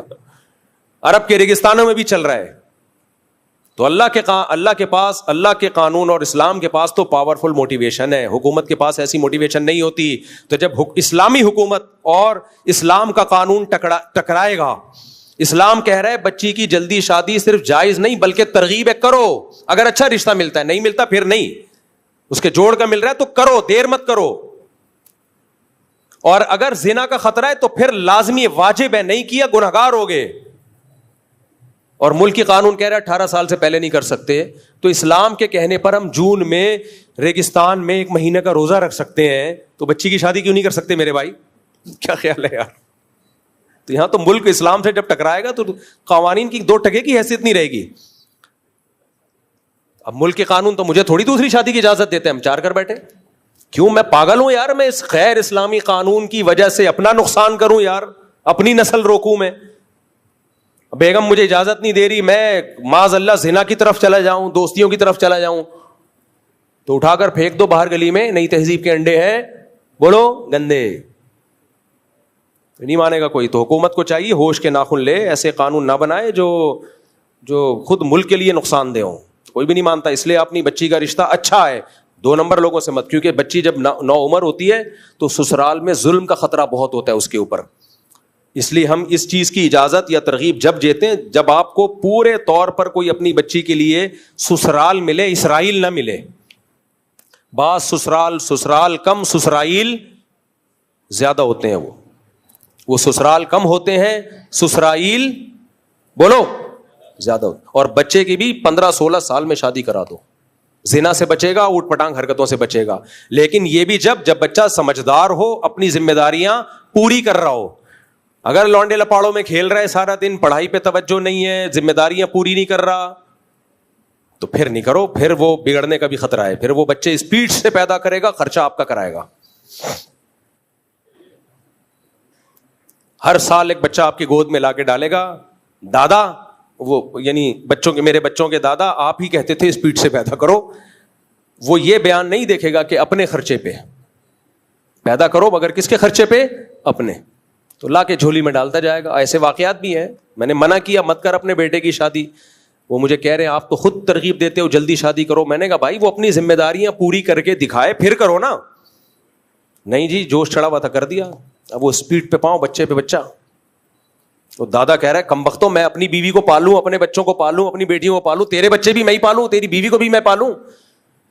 تو یہ ظلم ہے بھائی.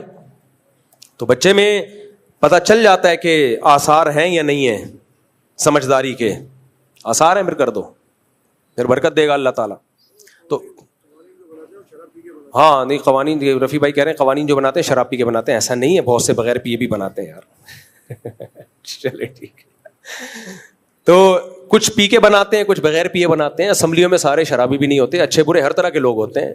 سب کو ایک ہی لاٹھی سے نہیں آنکنا چاہیے. میں چاہ رہا ہوں رفیع بھائی کو اسمبلی میں پہنچا دیں ایک دفعہ, پھر رفیع بھائی ہی ہوں گے,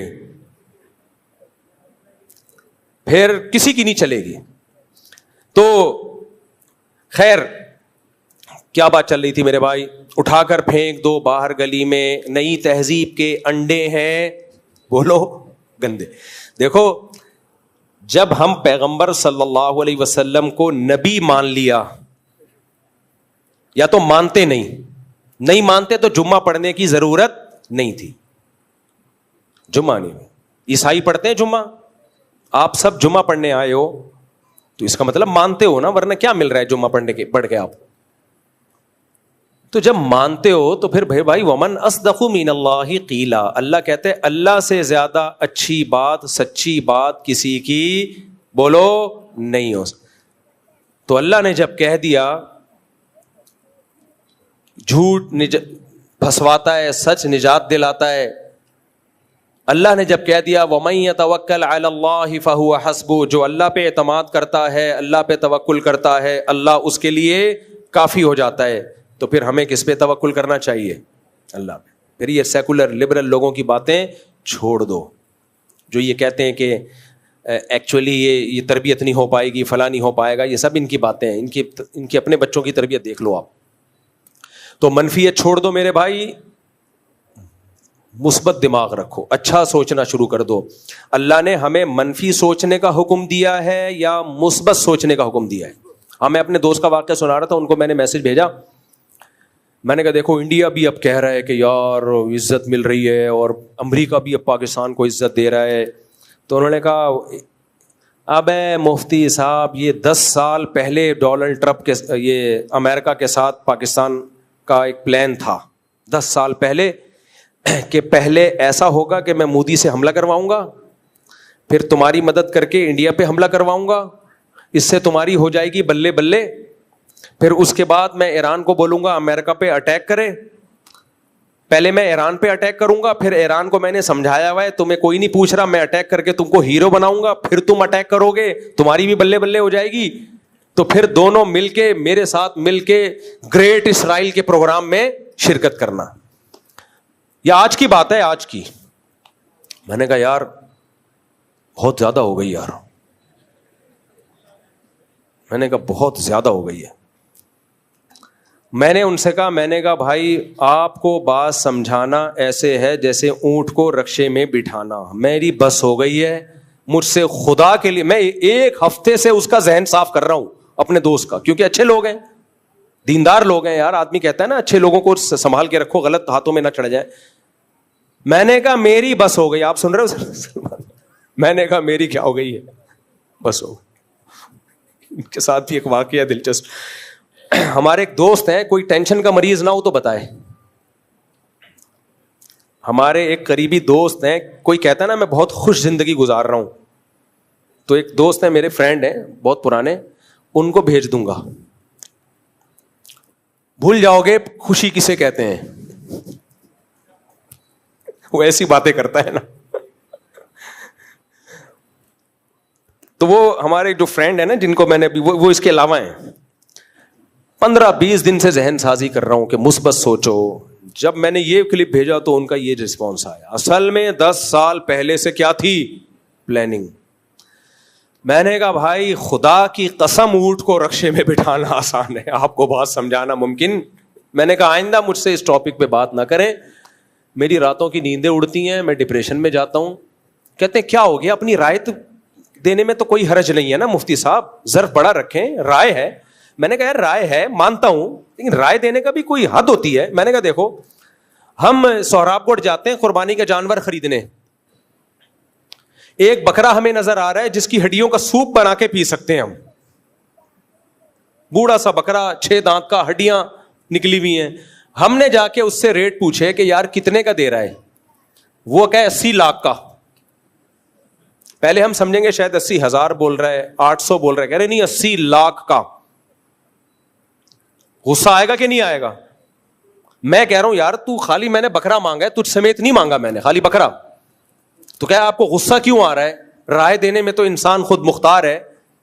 بھائی صاحب رائے کی بھی کوئی لمٹ ہوتی ہے نا یار, سوپ کے اتنے پیسے لے رہے ہو سوپ کے, اور اس کا بھی یقین نہیں ہے کہ نکلے گا کہ بھی نکلے گا کہ بھی نہیں نکلے گا, یہ بھی نہیں پتا. حد ہوتی ہے نا کوئی. آپ 80,000 بھی بول دیتے تو ہم کہتے یار بس کرو. تو 10 سال پہلے سے پلاننگ چل رہی ہے, امریکہ اور انڈیا اور پاکستان, ایران نے خاندانی کام کیا, جو بھی اس نے کرنا تھا کیا, اکیلا کھڑا ہوا ہے پوری دنیا کے مقابلے میں. تو اب اس پہ تو تعریف بنتی ہے. ٹھیک ہے جو منفی چیزیں ہیں وہ منفی ہیں, لیکن یہ موقع تو ابھی اتحاد کا ہے نا میرے بھائی, یہ موقع تو اتحاد کا ہے. نہیں ایکچولی یہ خود ہی مروا رہا ہے, خود ہی کروا رہا ہے, خود ہی. ابے 2 آرمی چیف اڑوا دیے خود ہی, کیا ہو گیا میرے بھائی, بس کرو یار. اپنا آرمی چیف اپنے آپ کو مروا رہا ہے, تو یہ کھوپڑی میں آنے والی باتیں نہیں ہیں. خدا کے لیے مثبت سوچنا سیکھو. اور یہ میں نہیں کہہ رہا, یہ اللہ کا حکم ہے. اللہ نے کیا فرمایا, ان بعض الظن اثم, بدگمانی سے بچو, اس لیے کہ بہت ساری بدگمانیاں گناہ ہوتی ہیں, وہ غلط ہوتی ہیں. مثبت سوچنے سے صرف آخرت میں فائدہ نہیں ہوتا, دنیا میں بھی فائدہ ہوتا ہے, صحت اچھی ہوتی ہے, خوش رہتا ہے آدمی. جو منفی سوچتا ہے وہ منفی سوچ کے نفسیاتی بن جاتا ہے, تھوڑے دنوں میں ڈاکٹروں کے پاس جاتا ہے علاج کرنے کے لیے, کیونکہ اس کو ہر چیز سازش نظر آتی ہے. جیسے عاملوں کے پاس آپ چند دن بیٹھ گئے نا, عامل کہے گا فلاں نے جادو, فلاں نے کالا, فلاں نے پیلا علم, فلاں نے یہ کیا ہوا. تھوڑے دن کے بعد آدمی کو ہر جگہ جن, چڑیل, بھوت, وہ سمجھتا ہے کہ جو میری بیوی ہے ہو سکتا ہے یہ چڑیل ہو, بیوی کے روپ میں آئی ہوئی ہو. میں نے دیکھا ہے یہ حالت ہو جاتی ہے عاملوں کے پاس بیٹھ کے. یہ چڑیل, اس نے یہ کر دیا, اس نے جن بھیج دی, اس نے بندش لگا دی, اس نے یہ کر دیا, اس نے وہ کر دیا, ہر وقت الٹا سیدھا سوچتے رہیں گے. تو یہی حال ہو جاتا ہے منفی سوچنے کا. علماء کے خلاف لوگ منفی بہت سوچتے ہیں. ٹھیک ہے بھائی, 2 نمبر لوگ ہر جگہ ہوتے ہیں, 1 نمبر بھی ہوتے ہیں, 2 نمبر بھی ہوتے ہیں, آپ سبھی کو لپیٹنا شروع کر دیتے ہو. مدرسوں کے خلاف لوگ بہت منفی سوچتے ہیں. بھائی 2 نمبر بھی ہوتے ہیں لیکن 1 نمبر بھی ہوتے ہیں. ضروری نہیں کہ ہر مولوی کھا رہا ہو بیٹھ کے پیسے, جس کے پاس بھی پیسہ ہو وہ 2 نمبر ہی ہو, یا جو مدرسہ بھی ہے اس میں پیسہ غلطی استعمال ہوتا ہو. یہ کیسے ہو سکتا ہے؟ اللہ علماء کو گمراہی پہ تھوڑی جمع کرے گا. نہ عقیدت کی اندھی چادر اوڑھ کے بیٹھو,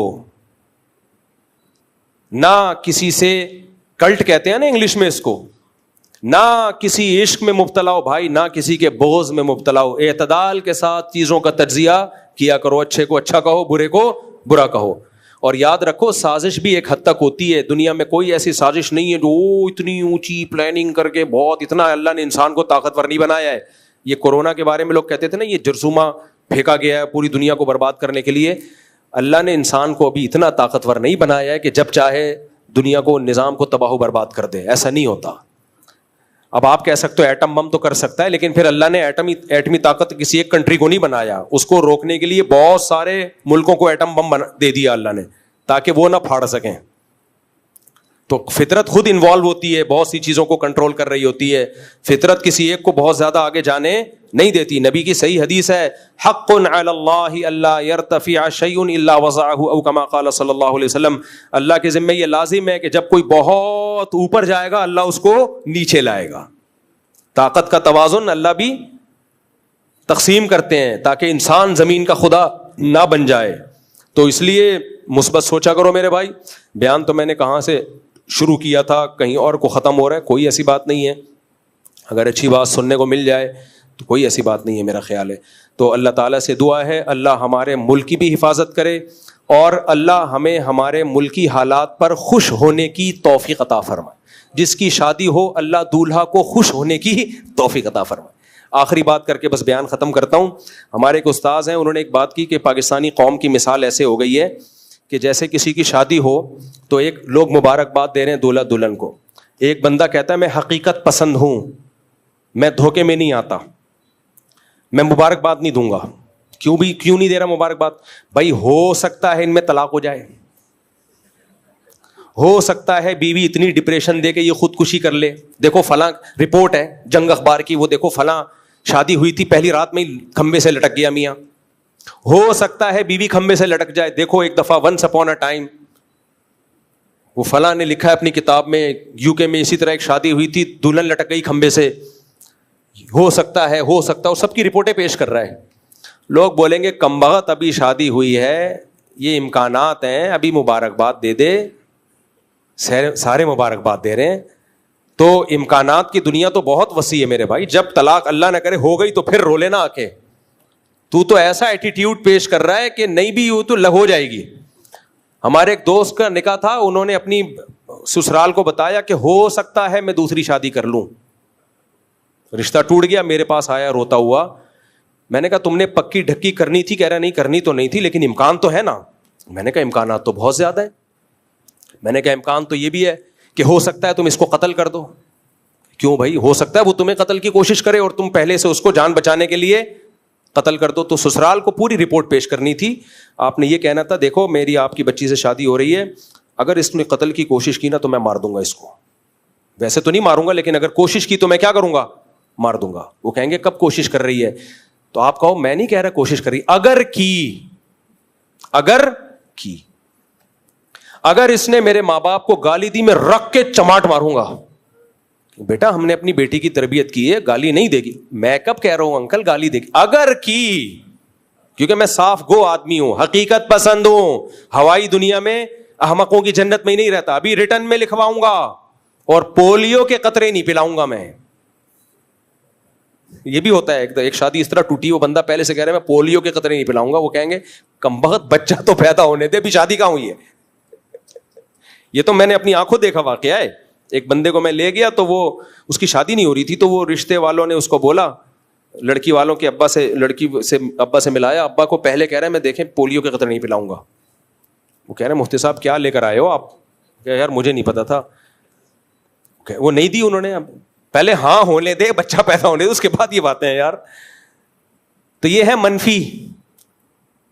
تو جو کام جو اچھا ہو رہا ہے اس پہ کیا کرنا ہے بھائی, خوشی منانی ہے. باقی سائڈ افیکٹ تو ہر اچھے کام کے تھوڑے بہت ہوتے ہیں, تو جب ہوں گے تو اس وقت رو لینا بیٹھ کے.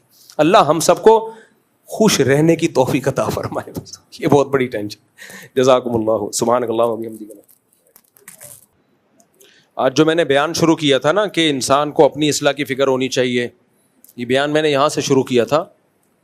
تو اگلے ہفتے پھر جب دوبارہ بیان ہوگا جمعے کا تو انشاءاللہ پھر اس کو میں کنٹینیو کر لوں گا. تو اس میں یہ تھا کہ اپنی اصلاح کی فکر, دوسرے کی اگر اصلاح کرنی ہے تو وہ بھی اپنی نیت سے, کہ اگر میں تبلیغ نہیں کروں گا تو اللہ مجھ سے میرے بارے میں سوال کرے گا. تو دوسرے کو تبلیغ بھی اپنی نیت سے کرنا فرض ہے کہ بھائی میری ذمہ داری ہے, میں اپنے آپ کو بچانے کے لیے دوسرے کو تبلیغ کر رہا ہوں. اس پہ انشاءاللہ پھر ہم بیان کریں گے دوبارہ.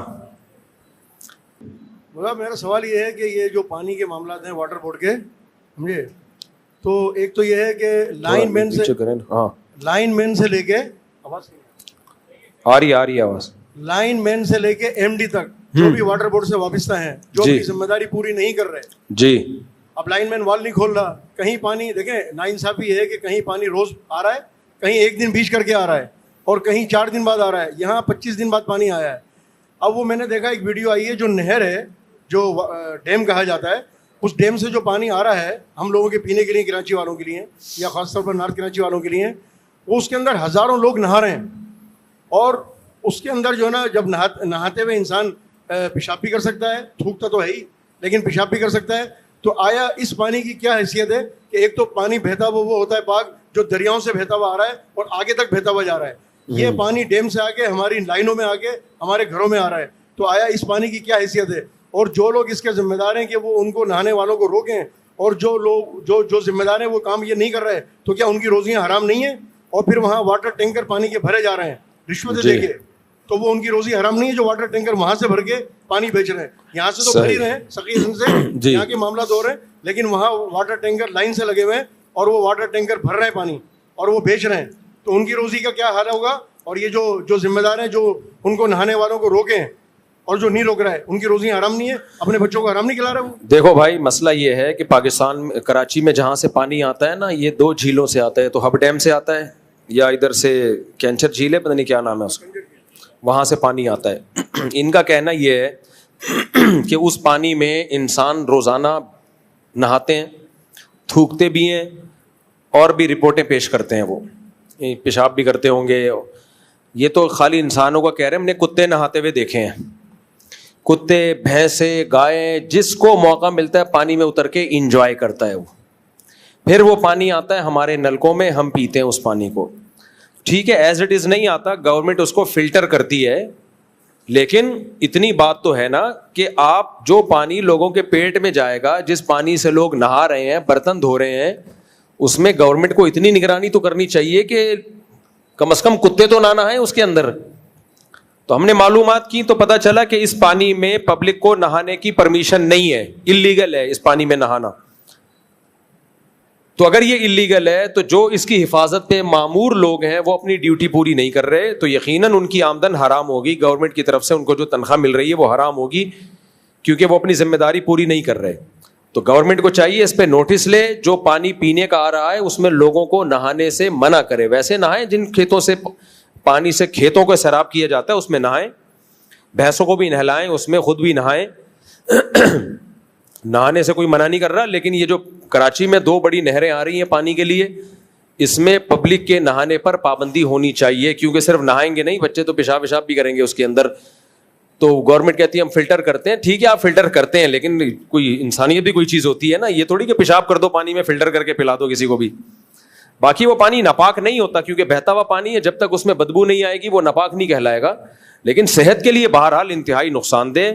اور آپ کی یہ بات بالکل درست ہے کہ گورنمنٹ کو بھی نوٹس لینا چاہیے, اور جن لوگوں کو وہاں گورنمنٹ نے متعین کیا ہوا ہے پانی کی حفاظت پر, وہ ذمہ داری پوری نہیں کر رہے, تو ان کی آمدن بھی حرام ہے اور ناجائز ہے. تو یہ بات بالکل معقول ہے آپ کی.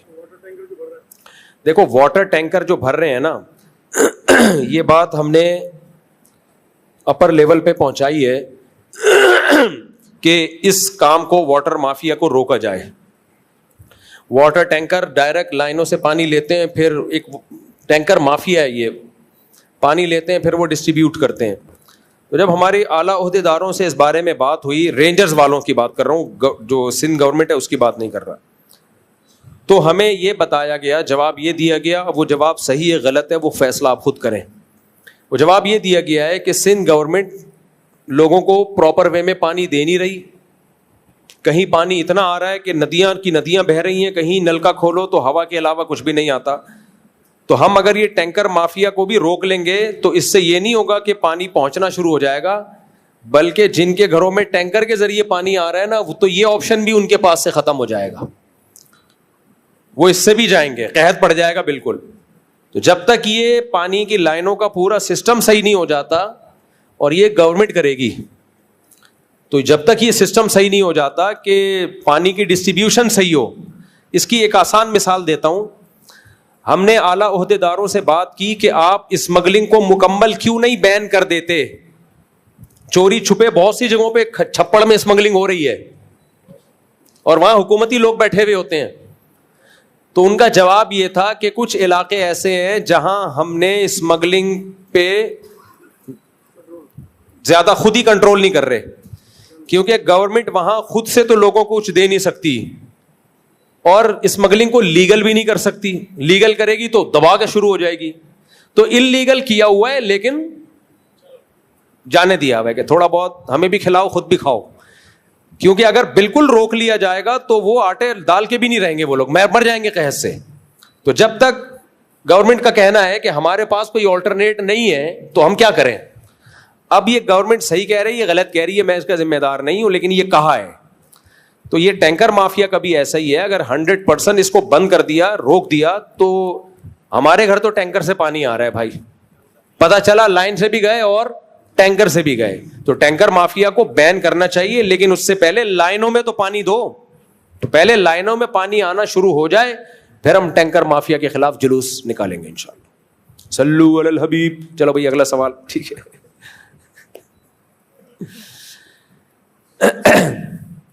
السلام علیکم. وعلیکم السلام. مفتی صاحب, سب سے پہلے تو میں آپ کو بتاؤں کہ میں بہت عرصے سے آپ کو سنتا ہوا آ رہا ہوں, اور میں بیسکلی جو ہے اسکول کا پرنسپل بھی ہوں, ماشاء اللہ, پرائیویٹ اسکول بھی ہے. تو میرا سوال تھوڑا سا ڈفرینٹ ہے, اور اگر میں اردو میں بولوں گا تو یقیناً کیونکہ یہ میڈیا وغیرہ میں بہت زیادہ ہوتی ہے تو شاید میری پکڑ بھی ہو سکتی ہے. آپ اردو میں بول لیں. Sir actually when you will turn around the whole Karachi, so that time you can see there's lots of school who are totally illiterate people are running, but board is announced that whenever you will give me little bit bribe and little bit things, so that time we will pass out to you. 9-10 student 9-10 کے بچے آپ دیکھ لیں, یا کوئی بھی آپ اس type کی چیز دیکھ لیں, 120 گز کی جگہ جو ہے, 120 گز کی جگہ, اس کے اوپر E D O education district officer school کو رجسٹرڈ نہیں کرتے ہیں. لیکن you can find out the whole Karachi, here is lots of schools are available in this city جو میٹرک تک اسکول چلا رہے ہیں, اور 120 گز سے بھی چھوٹے ہیں, اور رجسٹرڈ اسکول ہیں, ٹھیک ہے, اور بورڈ سے ریکگنائز بھی ہیں, اور ای ڈی او آفس سے رجسٹرڈ بھی ہیں جی. اور بورڈ آفس میں یہ تھوڑا سا لفظ میں انگلش میں بولوں گا کہ بورڈ یوز ٹو سے دیٹ سر، کیونکہ یہ وائرل ہو جاتی ہے اکثر ویڈیو نا، تو اس وجہ سے تھوڑا سا ڈر بھی لگتا ہے کہیں ایسا نہ ہو کہ میرے پاس ہی کوئی آ جائے. اصل میں تھوڑا شارٹ سوال پوچھے نا، یہ جو آپ نے پوچھا اردو میں بھی پوچھ لیں گے کچھ نہیں ہوگا، یہ انگلش میں بھی وہی اعتراض ہے جو اردو میں. سوال صرف سر یہ اتنا ویلڈ پوائنٹ ہے. اسکولوں کا آپ حال دیکھو، آپ یہ بات کر رہے ہو کہ 120 گز سے کم پہ اسکول بنے ہوئے ہیں جو انلیگل ہے. میں ایسے اسکول جانتا ہوں اسکول ہی نہیں ہے، پرنسپل کی تنخواہ بھی جا رہی ہے، ڈیسک کے پیسے بھی آ رہے ہیں، وائٹ بورڈ کے پیسے بھی آ رہے ہیں، اور گدھے بیٹھے ہوئے ہیں وہاں پہ، گدھے گھوڑے بندھے ہوئے ہیں. تو اس لیے حکومت زندہ باد. ایسا ہی تھوڑی ہم نے دیکھیں ترقی کے لیے کچھ تو کرنا ہے نا سر. 9-10 میں تو یہ ترقی ہے، ہم نے ان چیزوں میں ترقی کی ہے. سر 9-10 میں اگر جو ہے بچے کو A1 گریڈ چاہیے یا ٹاپ، وہ پیسے سے مل جاتا ہے. دیکھیں جب جان محفوظ نہیں ہے تو آگے تعلیم تو بات کی چیز ہے نا یار. کراچی تو آپ کو پتا ہے رپورٹ یہ ہے کہ کراچی اس وقت پوری دنیا کے بدترین 4 شہروں میں آ گیا ہے، 4تھے نمبر پر ہے. رہنے کے لحاظ سے دنیا کے بدترین شہروں میں کون سے نمبر پر ہے؟ 4تھے نمبر. کراچی کو کراچی کے بجائے کچرا کنڈی کہا کرو. دنیا کی سب سے بڑی کچرا کنڈی کہاں ہے؟ کراچی. سب سے بڑی دنیا کی دا بگیسٹ کچرا کنڈی آف دی ورلڈ. انگلش میں بول رہا ہوں تبھی اردو میں نہیں بول رہا میں. دا بگیسٹ کچرا کنڈی of the world is Karachi.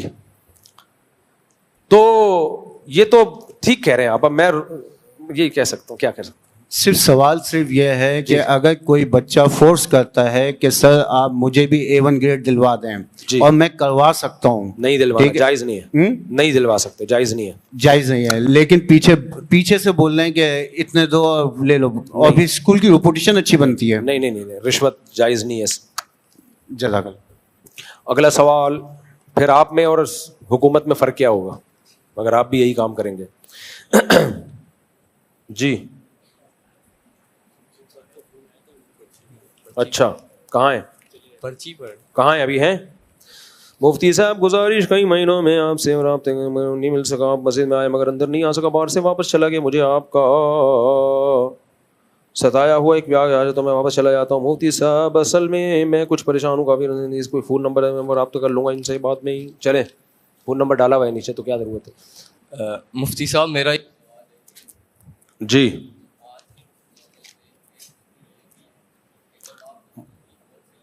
Mic تو آن کریں یار، سب کو سوال تو آئے نا. جب آپ دشمن کی فوج سے لڑ رہے ہوتے ہیں تو اصول یہ ہے کہ اس کے جو عورتیں بچے اور بوڑھے ہیں یعنی لوکل مقامی آبادی، اس پر ان کو مارنا یا کسی بھی طرح کی اذیت دینا ناجائز ہے. اب مسئلہ یہ ہے اسرائیل نے فلسطین پر جو کچھ بھی کیا وہ تو ظاہر بات ہے ظلم تھا، لیکن جو ایران بدلے میں کر رہا ہے تو ان کی عام آبادی کے مقامی علاقوں میں میزائل گرا کے ان کو جو ہے عام عوام کو بھی مار رہا ہے. تو کیا اس کی اسلام میں اجازت ہے؟ کیونکہ عوام تو بہت ساری جو ہے حکومت کی پالیسیز کے آدمی کے خلاف ہوتی ہے، عوام کا کیا قصور ہے؟ دیکھو جنگ میں اصل حکم تو یہی ہے کہ عورتوں بچوں کو نشانہ نہ بنایا جائے، لیکن جنگ میں اتنی ایکوریسی کے ساتھ کہ کوئی بچہ نہ مرے، کوئی عورت نہ مرے، کوئی بوڑھا نہ مرے، یہ پاسبل نہیں ہے. عملی طور پر یہ ممکن نہیں ہے. فلسطین میں تو ٹارگٹ ہی بچوں کو کیا جا رہا ہے نا، اس میں تو اصل تو ہے ہی نہیں، سامنے تو وہ تو فرنٹ پہ ہے ہی نہیں. لیکن یہاں سے جب میزائل داغے جائیں اور نیت یہ ہو کہ ان کے فوجی اڈوں کو اٹیک کرنا ہے، لیکن 100% یہ پاسبل نہیں ہے. اس کی مثال ایسے ہے، فقہا نے لکھا ہے کہ جب آپ میدان جہاد میں ہو اور دشمن مسلمان قیدیوں کو ڈھال بنا کے سامنے آ جائے، آپ نے ان کا قلعہ فتح کرنا ہے. اب انہوں نے کیا کیا، مسلمان قیدی سامنے لا کے کھڑا کر دیا کہ تیر مارو گے تو ان کو لگے گا، تو شرعاً ان کو بھی تیر مارنا جائز ہے. وجہ اس کی یہ کہ پھر تو آگے بڑھ ہی نہیں سکیں گے، فتح ہو ہی نہیں سکتی، وہ کھا جائیں گے ہمیں، طاقت میں آ جائیں گے. تو اس میں علماء نے لکھا ہے کہ نیت کرے گا اللہ میں اس مسلمان کو مارنے کی نیت نہیں کر رہا، میری نیت اس کو مارنا ہے، لیکن اس نے ڈھال بنا لیا، میرے پاس کوئی آپشن نہیں ہے. تو جنگ میں یہ ممکن نہیں ہے کہ جی بالکل آپ نے جس کا نشانہ بنایا اسی کی کھوپڑی پہ جا کے میزائل لگے، یہ پاسبل نہیں ہے. اب پاکستان نے انڈیا پہ جو اٹیک کیا ان کی فوجی تنصیبات کو نشانہ بنایا ہے، لیکن کیا بلی نہیں مری ہوگی اس میں؟ کیا گائے نہیں مری ہوں گی اس میں؟ تو اس میں بے گناہ لوگ بھی وہ مرتے ہیں، وہ روکنا ممکن نہیں ہوتا. ممکن نہیں ہوتا. ہاں ہدف ہی بے گناہ لوگوں کو بنایا جائے یہ حرام ہے, ناجائز ہے. تو ایک بزرگ بیان کر رہے تھے کہ گورباچوف تھا نا جو افغانستان میں آیا تھا, رشیا کا صدر, کیسا بیڑا غرق کیا اس نے افغانستان کا, 16 لاکھ افغانی شہید کر دیے تھے جب نہیں رشیا کا انقلاب آیا تھا. تو ایک بزرگ بیان کر رہے تھے, ہائے گورباچوف نے ظلم کیا, بیچارہ جہنم میں جائے گا, میں چاہتا ہوں وہ ایمان لے آئے اور میں اس کو جنت میں لے جاؤں, ہائے ہائے ہائے ہائے. تو ایک افغانی بیٹھا ہوا تھا, کیونکہ اس نے تو لاشیں دیکھی تھی نا افغانستان میں, اس نے کہا مولوی صاحب گورباچوف قیامت میں ملے نا, اس کو بھی کوٹوں گا, تجھے بھی پکڑ کے کوٹوں گا ساتھ میں. گورباچوف کو تو چھوڑوں گا نہیں, تجھے بھی نہیں چھوڑوں گا. ایک حد ہوتی ہے میرے بھائی. موسیٰ علیہ السلام نے آخر میں فرعون کے خلاف بد دعا کی تھی, موسیٰ علیہ السلام اور ہارون علیہ السلام نے, اے اللہ فرعون کے دل پر مہر لگا دے اور ایسا سخت دل کر دے کہ اب اس کو ایمان کی توفیق ہی نہ ملے, ایسا نہ ہو آخر میں توبہ کر کے مر جائے اور سارے گناہ معاف کروا کے چلا جائے. اللہ تو معاف کر دیتا ہے.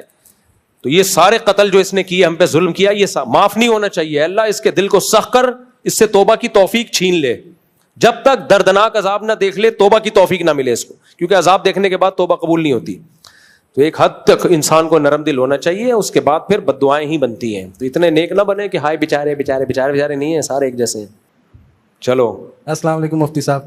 مفتی صاحب میرا نام حمزہ ہے, میں خاص طور پر لاہور سے آیا ہوں آپ سے ملنے کے لیے. آپ کے میں 2015 سے بیان سن رہا ہوں. اچھا اچھا. تو اللہ تعالیٰ کی توفیق سے اور آپ کے بیانوں کی وجہ سے ہی میں نے ماشاءاللہ اب داڑھی رکھی ہے. واہ واہ واہ. جب مجھے کوئی کہتا ہے نا آپ کا بیان سن کے داڑھی رکھی ہے, مزہ آ جاتا ہے, کیونکہ داڑھی رکھنا نوجوان کے لیے بہت مشکل ہے.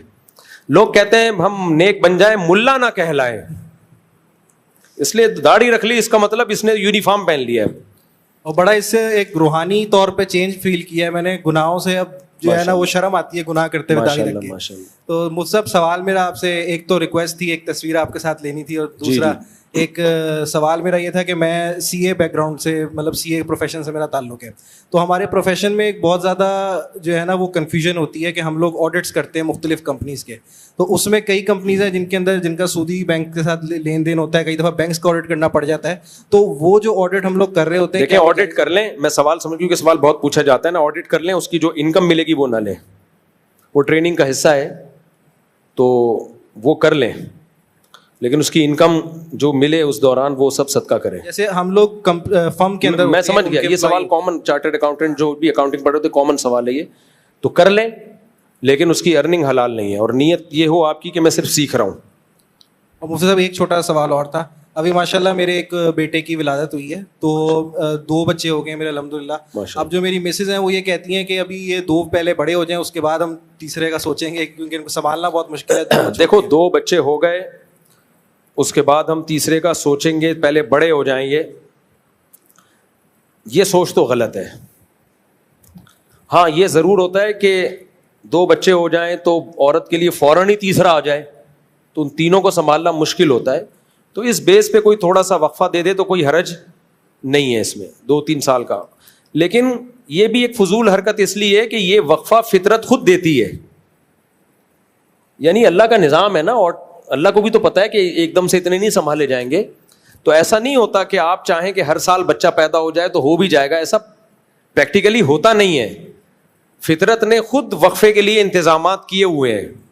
ایسا نہیں ہوتا آپ کی شادی ہوئی تو ہر سال بچہ آ رہے ہیں, تو ریئر ہوتے ہیں ایسے, 100 میں کوئی 1 آدھ کیس ہوگا. نارملی ایسا ہوتا نہیں ہے, نیچر خود انوالو ہو جاتی ہے. وہ کیسے انوالو ہوتی ہے, جب ماں بچے کو فیڈ کراتی ہے تو پریگننسی کا چانس 80-90% ویسے ہی کم ہو جاتا ہے, بہت کم چانس ہوتا ہے. تو یہ آٹومیٹیکلی قدرت کی طرف سے ہوتا ہے. اگر نہیں ہو رہا تو کوئی کرنا چاہے 2-3 بچوں کے بعد 2-3 سال کا, شریعت میں کوئی حرج نہیں ہے. لیکن نیت یہ نہیں ہونی چاہیے کہ میں خرچے نہیں اٹھا سکتا. اور دوسری بات یہ کہ اس کا عورت کو ہوگا بہرحال نقصان, کیونکہ یہ جو کہتے ہیں نا وقفہ کم ہوگا تو بچے پالنا مشکل ہوگا, پریکٹیکلی ایسا ہوتا نہیں ہے, کیونکہ پہلا والا بڑا ہو جاتا ہے اس وقت تک. وہ بچی ہے تو گھر ماں کے ساتھ سنبھالتی ہے, بیٹا ہے تو وہ نیچے والے بہن بھائیوں کو سنبھال لیتا ہے. میں اپنا بتاؤں, میرے جس گھر میں بچے زیادہ ہیں ان کو ہم نے آسانی سے سنبھالا ہے, کیونکہ بچے نے خود مل کے ایک دوسرے کو سنبھالا ہے. اور جس میں کم ہے ان کو سنبھالنا مشکل ہے. تو بچے خود ایک دوسرے کو سنبھالتے ہیں, تو جن کے بچے ہیں ان کو بچوں کی ضرورت زیادہ ہے. تاکہ ان کے بہن بھائی ایک دوسرے کو سنبھالیں. سر ماں ہی نہیں سنبھال رہی ہوتی. میں نے تو شرعی مسئلہ بتا دیا کہ روک سکتے ہیں وقتی طور پہ, لیکن بہتر کیا ہے وہ میں نے بتا دیا. بہتر یہی ہے کہ نہ روکیں. مجھ تصویر کے لیے اگر ہاں وہ اس کے بعد انشاءاللہ آ جاؤ میرے بھائی, بلکہ ابھی آ جاؤ تیرا بچہ, آپ کا بچہ, یعنی میرا بچہ, تیرا بچہ کہہ رہا تھا میں, پرنسپل صاحب کا بچہ. السلام علیکم, جلدی سے, شاباش, nice to meet you, how are you, fine. دبا دے دبا دے دبا دے, ادھر دیکھو ادھر دیکھو, شاباش. چلو آ جاؤ لاہور والے, لاہور اسٹیشن. وعلیکم السلام. لسی سجی کے پائے, کھجی کے پائے. کیا لکھا ہوا ہے یار, پڑھ کے سناؤ کیا لکھا ہوا ہے. پینسل سے لکھا ہوا ہے اتنا ہلکا ہلکا. اور کوئی سوال؟ جو میرا نام, میرا تعلق میڈیکل فیلڈ سے ہے, میرا سوال ہے نام عبد الصمد اسلام. بھائی کہہ رہے ہیں کہ وہ کہتے ہیں کہ اگر کمیشن دینے سے قیمت میں فرق پڑتا ہے, کمیشن پہ بہت سے لوگ کام کرتے ہیں, جائز ہے کام کرنا کمیشن پہ بھی, اس میں کوئی شریعت نے ناجائز نہیں قرار دیا. چاہے دواؤں کی قیمت میں فرق پڑ رہا ہو تو اس سے کیا فرق پڑتا ہے, وہ تو پڑے گا, نیچرل ہے یہ, دھوکہ نہ ہو کسی کے ساتھ. گائے کی پڑھنا, کوئی کیا بول رہا ہے بھائی, گانے کی لیرک پڑھنا, گانا صرف بیوی کو سنا سکتے ہیں, اس کے علاوہ گانے گنگنانا گانا جائز نہیں ہے, صرف بیوی کے لیے جائز ہے. اور اس کو سناتے ہوئے موت آتی ہے انسان کو, آدمی کہتے ہے تجھے کیوں سناؤں میں.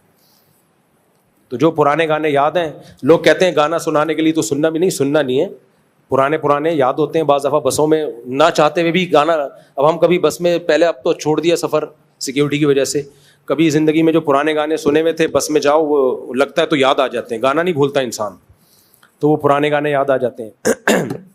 وہ پرانے گانوں کی شاعری بھی ہوتی تھی, ٹائٹ قسم کی شاعر. تو لڑکے بتاتے ہیں, لونڈے لپاڑے بتاتے ہیں کیا آ رہا ہے, ٹیشن کے علاوہ کچھ بھی نہیں ہے. پہلے گانوں میں شاعری ہوتی تھی, وہ گانے آپ بیوی کو سناؤ, بیوی بھی کہے گی ماشاء اللہ آج پتہ چلا آپ کو مجھ سے محبت ہے, یہ ہماری ارینج میرج نہیں, ہماری محبت کی شادی ہے. لیکن بیوی کو گانا سنانا دنیا کا سب سے مشکل کام. انٹی کا فون آ جائے پوری فلمیں سنا دے گا اس کو, اسٹوریاں سنا دے گا. اچھا میرے بھائی, اچھا بیوی کو کبھی سنا بھی رہا ہو تو بیوی سمجھتی ہے مجھے کہہ رہا ہے یہ, حالانکہ آدمی کسی اور کی نیت کر کے کھا رہا ہوتا ہے. کچھ خواتین کہتی ہیں ہمارے شوہر محبت میں گانے سناتے ہیں. کہتا ہوں بھائی اتنا نیک, مارکیٹ میں شارٹ چل رہے ہیں, شارٹ چل رہے ہیں مارکیٹ. اچھا میرے بھائی, وہ مسجد کو یتیم اور پتہ نہیں کیا لکھا ہوا ہے, غریب کرنا نامناسب. اچھا میں نے اپنی مسجد کے بارے میں کہہ دیا ہماری مسجد بیچاری یتیم اور غریب ہے. یہ صاحب کہہ رہے ہیں اپنی مسجد کو یتیم اور غریب کہنا ٹھیک نہیں ہے. میرے بھائی ادب کا کو مسلط نہیں کرو اپنے اوپر. اس میں مسجد کی توہین نہیں تھی, مسجد کی قسمہ پرسی بیان کرنا مقصد تھا. تو اتنا زیادہ نہیں ایکسٹریم لیول پہ جاؤ. نبی صلی اللہ علیہ وسلم نے فرمایا لا تشددوا فیشدد اللہ علیکم, اپنے اوپر خامخواہ کی سختیاں مت لگاؤ, اللہ بھی کر دے گا سختیاں. اب ایک مولوی صاحب نے قرآن کے ادب پہ بیان کیا, اتنا سخت بیان تھا وہ, لوگوں نے واہ واہ تو کر لی, لیکن میں نے کہا پریکٹیکلی یہ ممکن نہیں ہے. اب دیکھو میں کرسی میں بیٹھا ہوں, کوئی یہاں قرآن رکھ کے بیٹھا ہوا ہے, تو ہم کیا کہتے ہیں ٹھیک ہے جائز ہے, کیونکہ اگر اس پہ پابندی لگا دی تو پھر ایک بھی آدمی کرسی پہ بیٹھا ہوا ہے, کوئی بھی زمین پہ بیٹھ کے قرآن پڑھ ہی نہیں سکتا, اس کو زمین سے اتارنا پڑے گا یا سب کو کرسیوں پہ بٹھانا پڑے گا.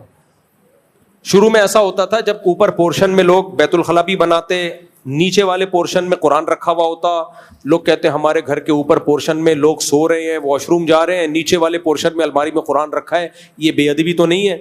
بعض لوگوں نے کہا یہ بے ادبی ہے, اوپر بیت الخلا نیچے قرآن. ہم نے اسی وقت فتویٰ دیا بھائی یہ بے ادبی نہیں ہے, اوپر کا پورشن بالکل ایک الگ چیز ہے, نیچے کا پورشن بالکل ایک الگ چیز ہے. تو اپنے اوپر اتنا ادب مسلط کرو جو افورڈ کر سکو. اب قرآن رکھا ہوا ہوتا ہے پیچھے, سعودی عرب میں ہم نے دیکھا ہے پیچھے لوگ قرآن پڑھ رہے ہوتے ہیں, لوگ آگے بیٹھے ہوئے ہوتے ہیں, ان کی پشت ہو رہی ہوتی ہے. ہمارے یہاں یہ کر ہی نہیں سکتے آپ, پیٹھ ہو رہی ہے. اس کا نتیجہ کیا نکلا, پچھلی صفوں میں بیٹھ کے کوئی آخر تک قرآن ہی نہیں پڑھ سکتا. تو ادب کریں اعتدال سے, اتنا نہ مسلط کریں کہ زندگی گزارنا مشکل ہو جائے. ایک بیچارے بزرگ آیا کرتے تھے مجھ سے ملنے, اللہ ان کی عمر میں برکت دے, اگر دنیا سے چلے گئے ہیں اللہ مغفرت فرمائے, وہ بہت زیادہ ادب سے بات کرتے تھے مجھ سے. آتے پہلے درود شریف پڑھتے, بڑے احترام کر رہے ہیں, آپ مفتی ہیں تو اتنا زیادہ القابات عرض کیا تھا. احقر کو گوناگوں مصروفیات کے باعث آپ سے ملاقات نہیں ہو پا رہی تھی, تو اب بڑے عرصہ دراز کے بعد آپ کا دیدار مبارک نصیب ہوا, تو کچھ گزارشات پیش خدمت ہیں. مجھے پسینے چھوٹ جاتے تھے.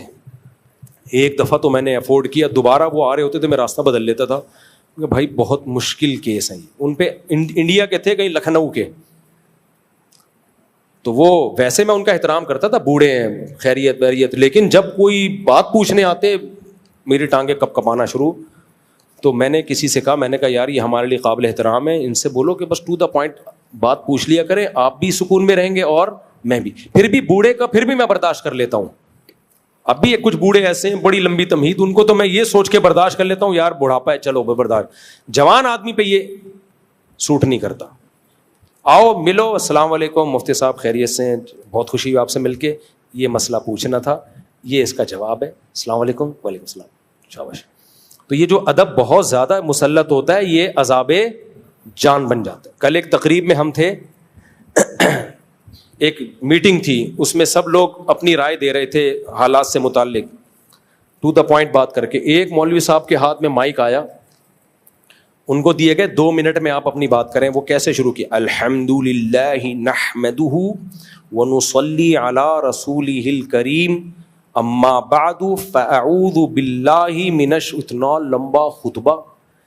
اس کے بعد پھر انہوں نے تجوید کے ساتھ, تمام حضرات کا میں دل سے شکر گزار ہوں, اللہ سے امید ہے آئندہ بھی ہم اسی طرح ملتے رہیں گے. میں نے ساتھی سے کہا مشکل کیس ہے, میں نے کونی ماری, میں نے کہا بھائی یہ بہت مشکل کیس ہے. میں نے کہا کوئی فارورڈ کا بٹن واٹس ایپ میں تو ہوتا ہے, آہستہ بول رہے ہیں نا آپ, ڈبل اسپیڈ کر دو. میں نے کہا کوئی ایسا سافٹ ویئر بناؤ, سب سے پہلے میں خریدوں گا, جو اس طرح بول رہا ہوگا جا کے اس کے لگا دو. وہ کیا ہوا, 2 منٹ کی بات 20 منٹ میں کیے اور لوگ اٹھ کے جانے لگے.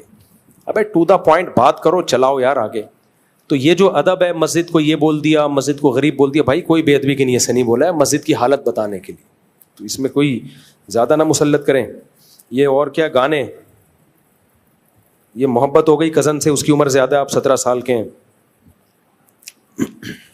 جس سے محبت ہو شادی اسی سے کرو میرے بھائی, چاہے 90 سال کی کیوں نہ ہو. ہوتی نہیں ہے 90 سال کی سے, لیکن ایک مثال دے رہا ہوں میں.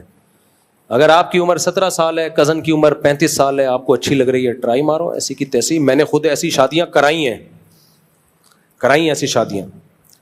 ہمارے محلے میں ایک لڑکا تھا, لونڈا لپاڑا بالکل, بمشکل 17-18 سال کا ہوگا, ہینڈسم اسمارٹ تھا.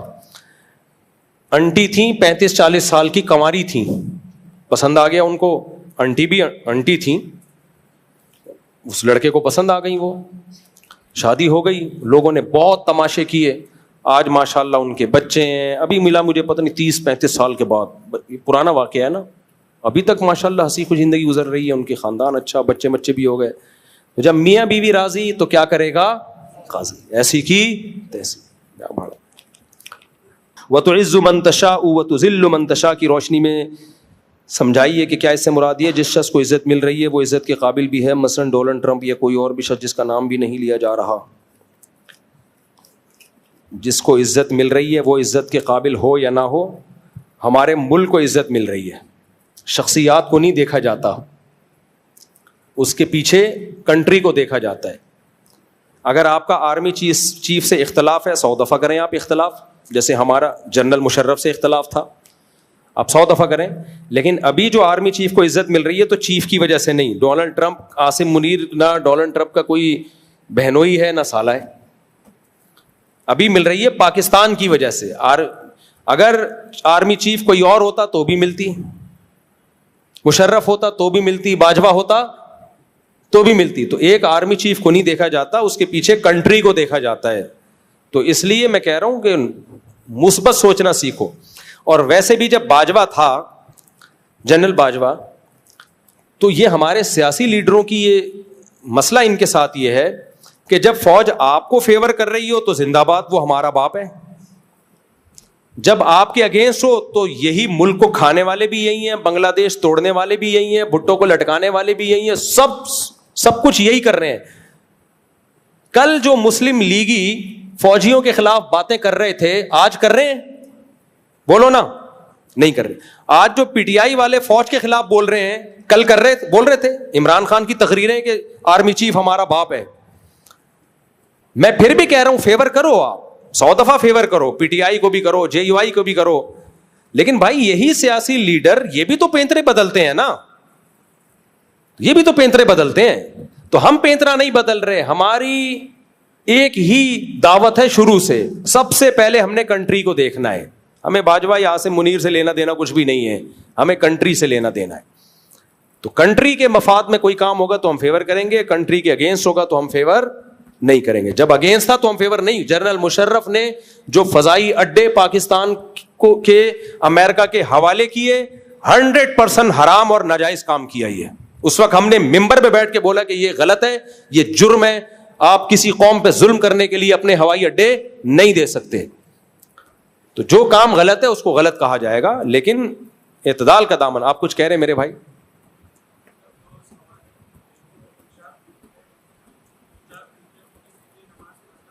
کن کے پیچھے؟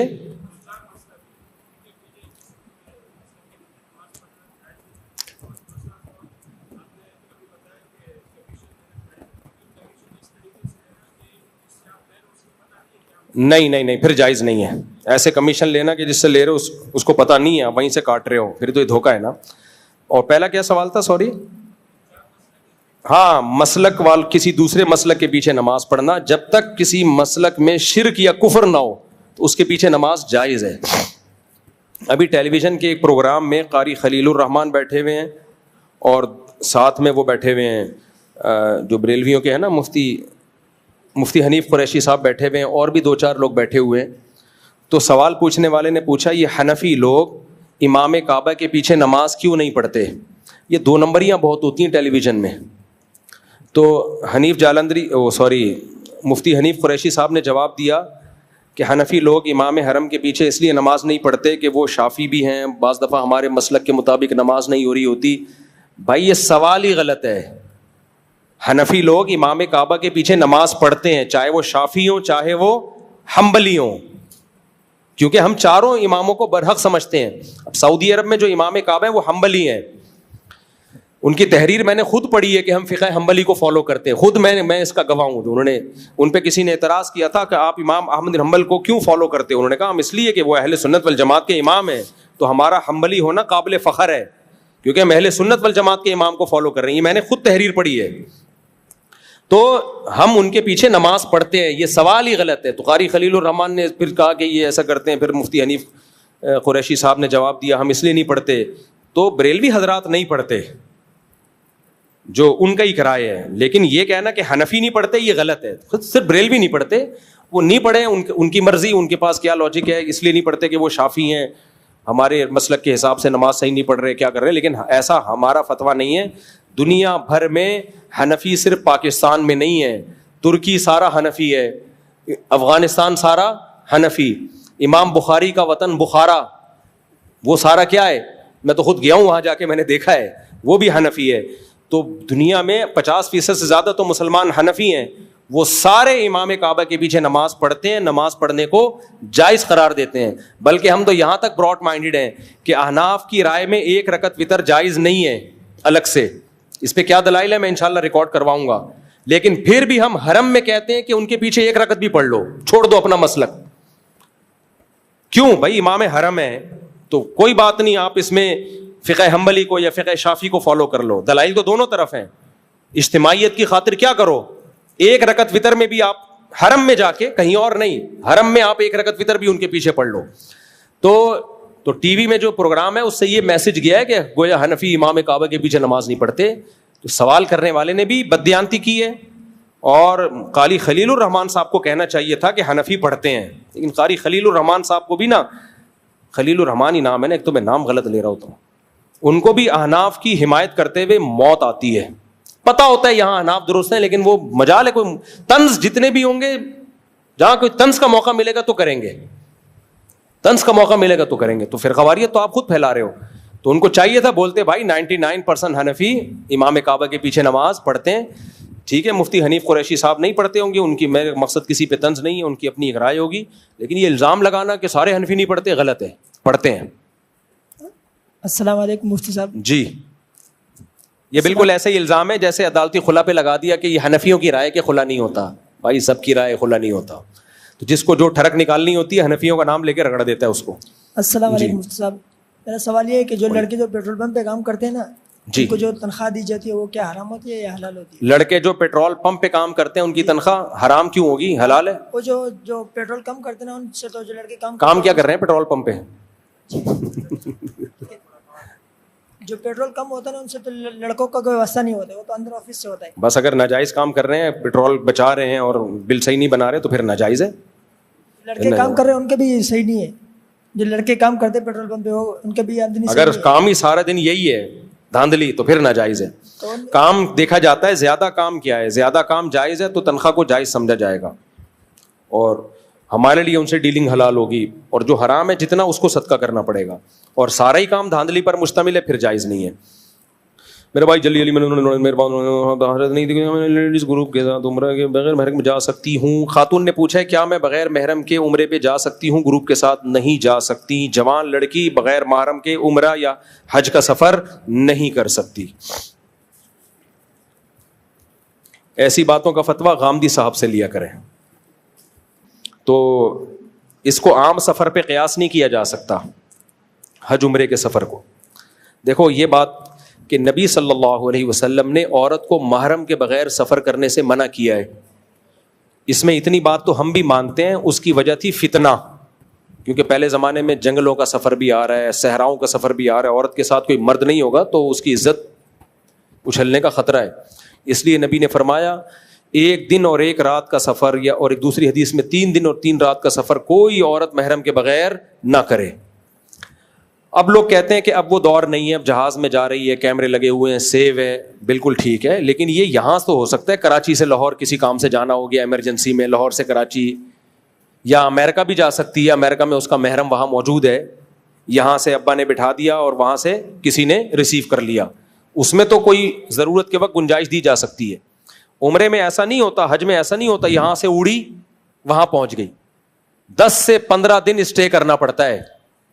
کسی اجنبی ملک میں اتنا لمبا اسٹے جوان عورت کا محرم کے بغیر, اس میں یہ کہنا کہ فتنے کا اندیشہ نہیں ہے, یہ حالات سے ناواقفیت کی دلیل ہے.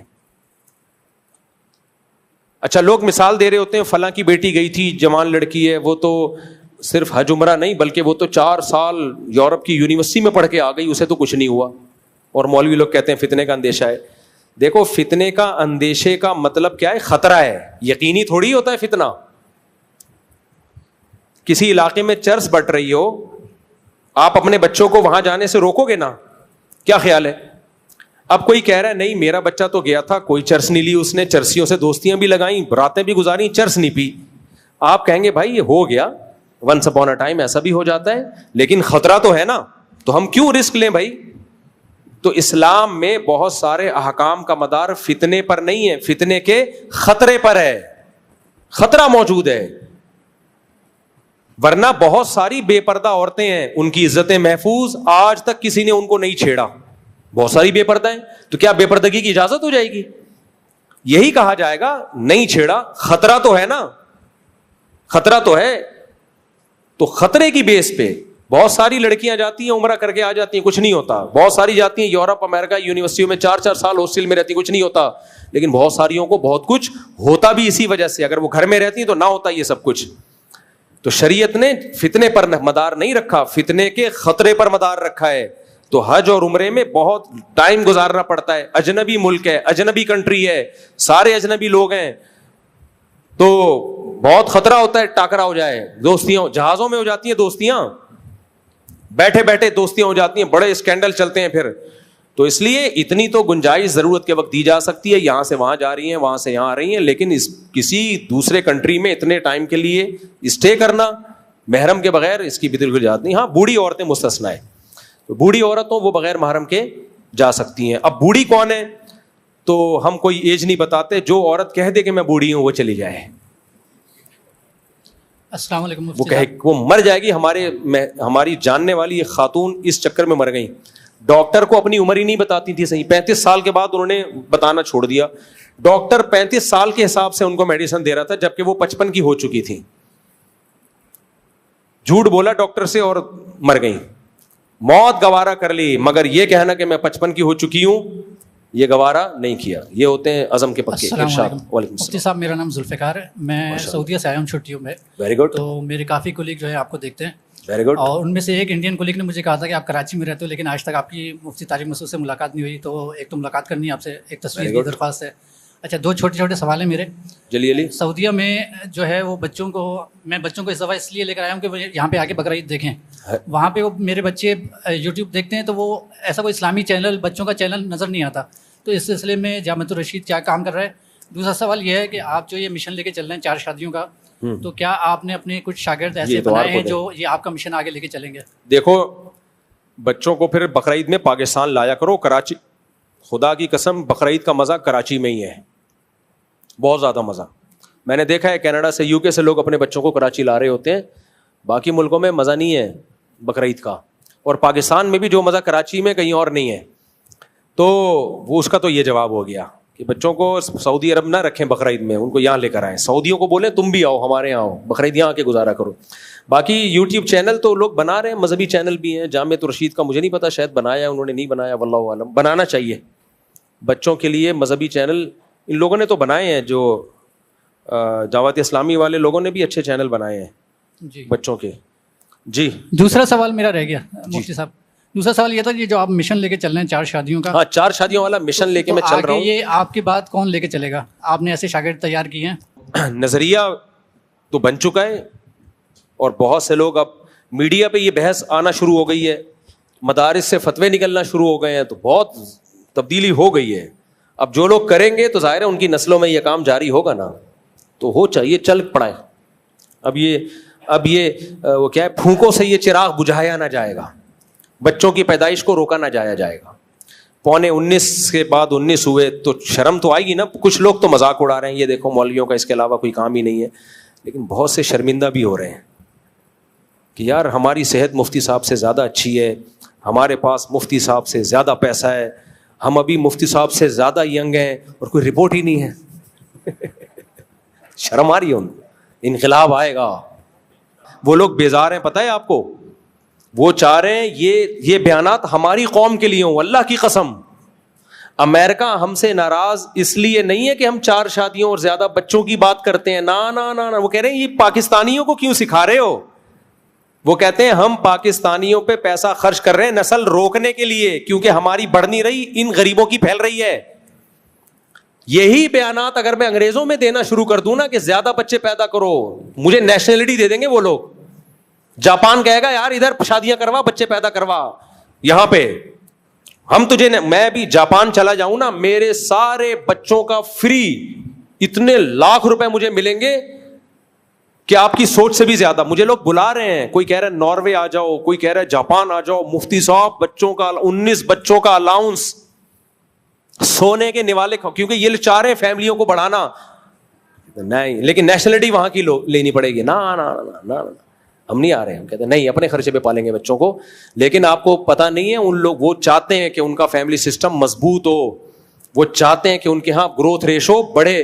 ناروے کی فیمیل وزیر اعظم تھی جب میں نے ناروے کا سفر کیا ہے, میرے جانے سے چند دن پہلے اس نے بیان دے دیا تھا کہ ناروے کی خواتین کو کہا تھا کہ بچے زیادہ پیدا کرو, بچے بڑھاؤ. اس پہ عورتوں نے اس کے خلاف احتجاج کیا کہ تو کون ہوتی ہے ہمیں مشورہ دینے والی. وزیر اعظم کی بے عزتی کر دی انہوں نے. وہ تو چاہ رہے ہیں.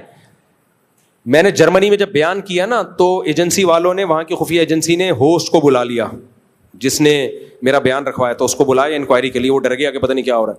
انہوں نے میرا پورا بیان ریکارڈ کیا تھا. انہوں نے کہا تھا یہ والے بیانات کی ہمیں سوسائٹی کے لیے ضرورت ہے. نہیں آئی میرا خیال ہے بات. تو وہ خوب اچھی طرح سمجھتے ہیں کہ نسل بڑھانا بہت ضروری ہے. وہ آپ لوگ کو جو ویزے دے دے کے بلا رہے ہیں, غریبوں تمہیں کیوں بلا رہے ہیں؟ اس لیے کہ ان کے پاس بندہ نہیں ہے. ہم جیسے نالائقوں کو بلا رہے ہوتے ہیں, آؤ یار بندہ شارٹ ہے مارکیٹ سے. تو ان کے پاس نہ فوج میں افراد ہیں, نہ فیکٹریوں میں ملازمین ہے, بندہ نہیں ہے, سب کچھ ہے, بندہ اس مارکیٹ سے کیا ہے, شارٹ. تبھی ہمارے مزے ہیں وہاں جا کے کما کے یہاں بھیجتے ہیں ہم لوگ, تو ان کی ترقی سے کو ہم کیش کرا رہے ہیں. تو اس لیے ان کو ان بیانات کی ویلیو کا اندازہ ہے, آپ کو اندازہ نہیں. لیکن وہ یہ کہتے ہیں اس قوم کو مت لگاؤ شادیوں پہ, بچوں پہ, یہاں کے لیے فیملی پلاننگ روکو, کیونکہ دشمن کہتا ہے میرے نہیں بڑھ رہے تو دشمن کے بھی نہ بڑھیں. ایشیائی ملکوں کے لیے کہتے ہیں رکواؤ ان کی نسلیں. ارشاد, بس آخری سوال بھائی پہ چھٹی. السلام علیکم. ان سے پہلے آ جائیں, انہوں نے پہلے پوچھا ہے, یہ پہلے جلدی جلدی جلدی اسپیڈ. اب ماشاء اللہ ماشاء اللہ, عبد السبحان, دل سے دعا ہے اللہ تعالیٰ آپ کے بچے کو نیک صالح بنائے, حافظ قرآن بنائے, عالم بعمل بنائے.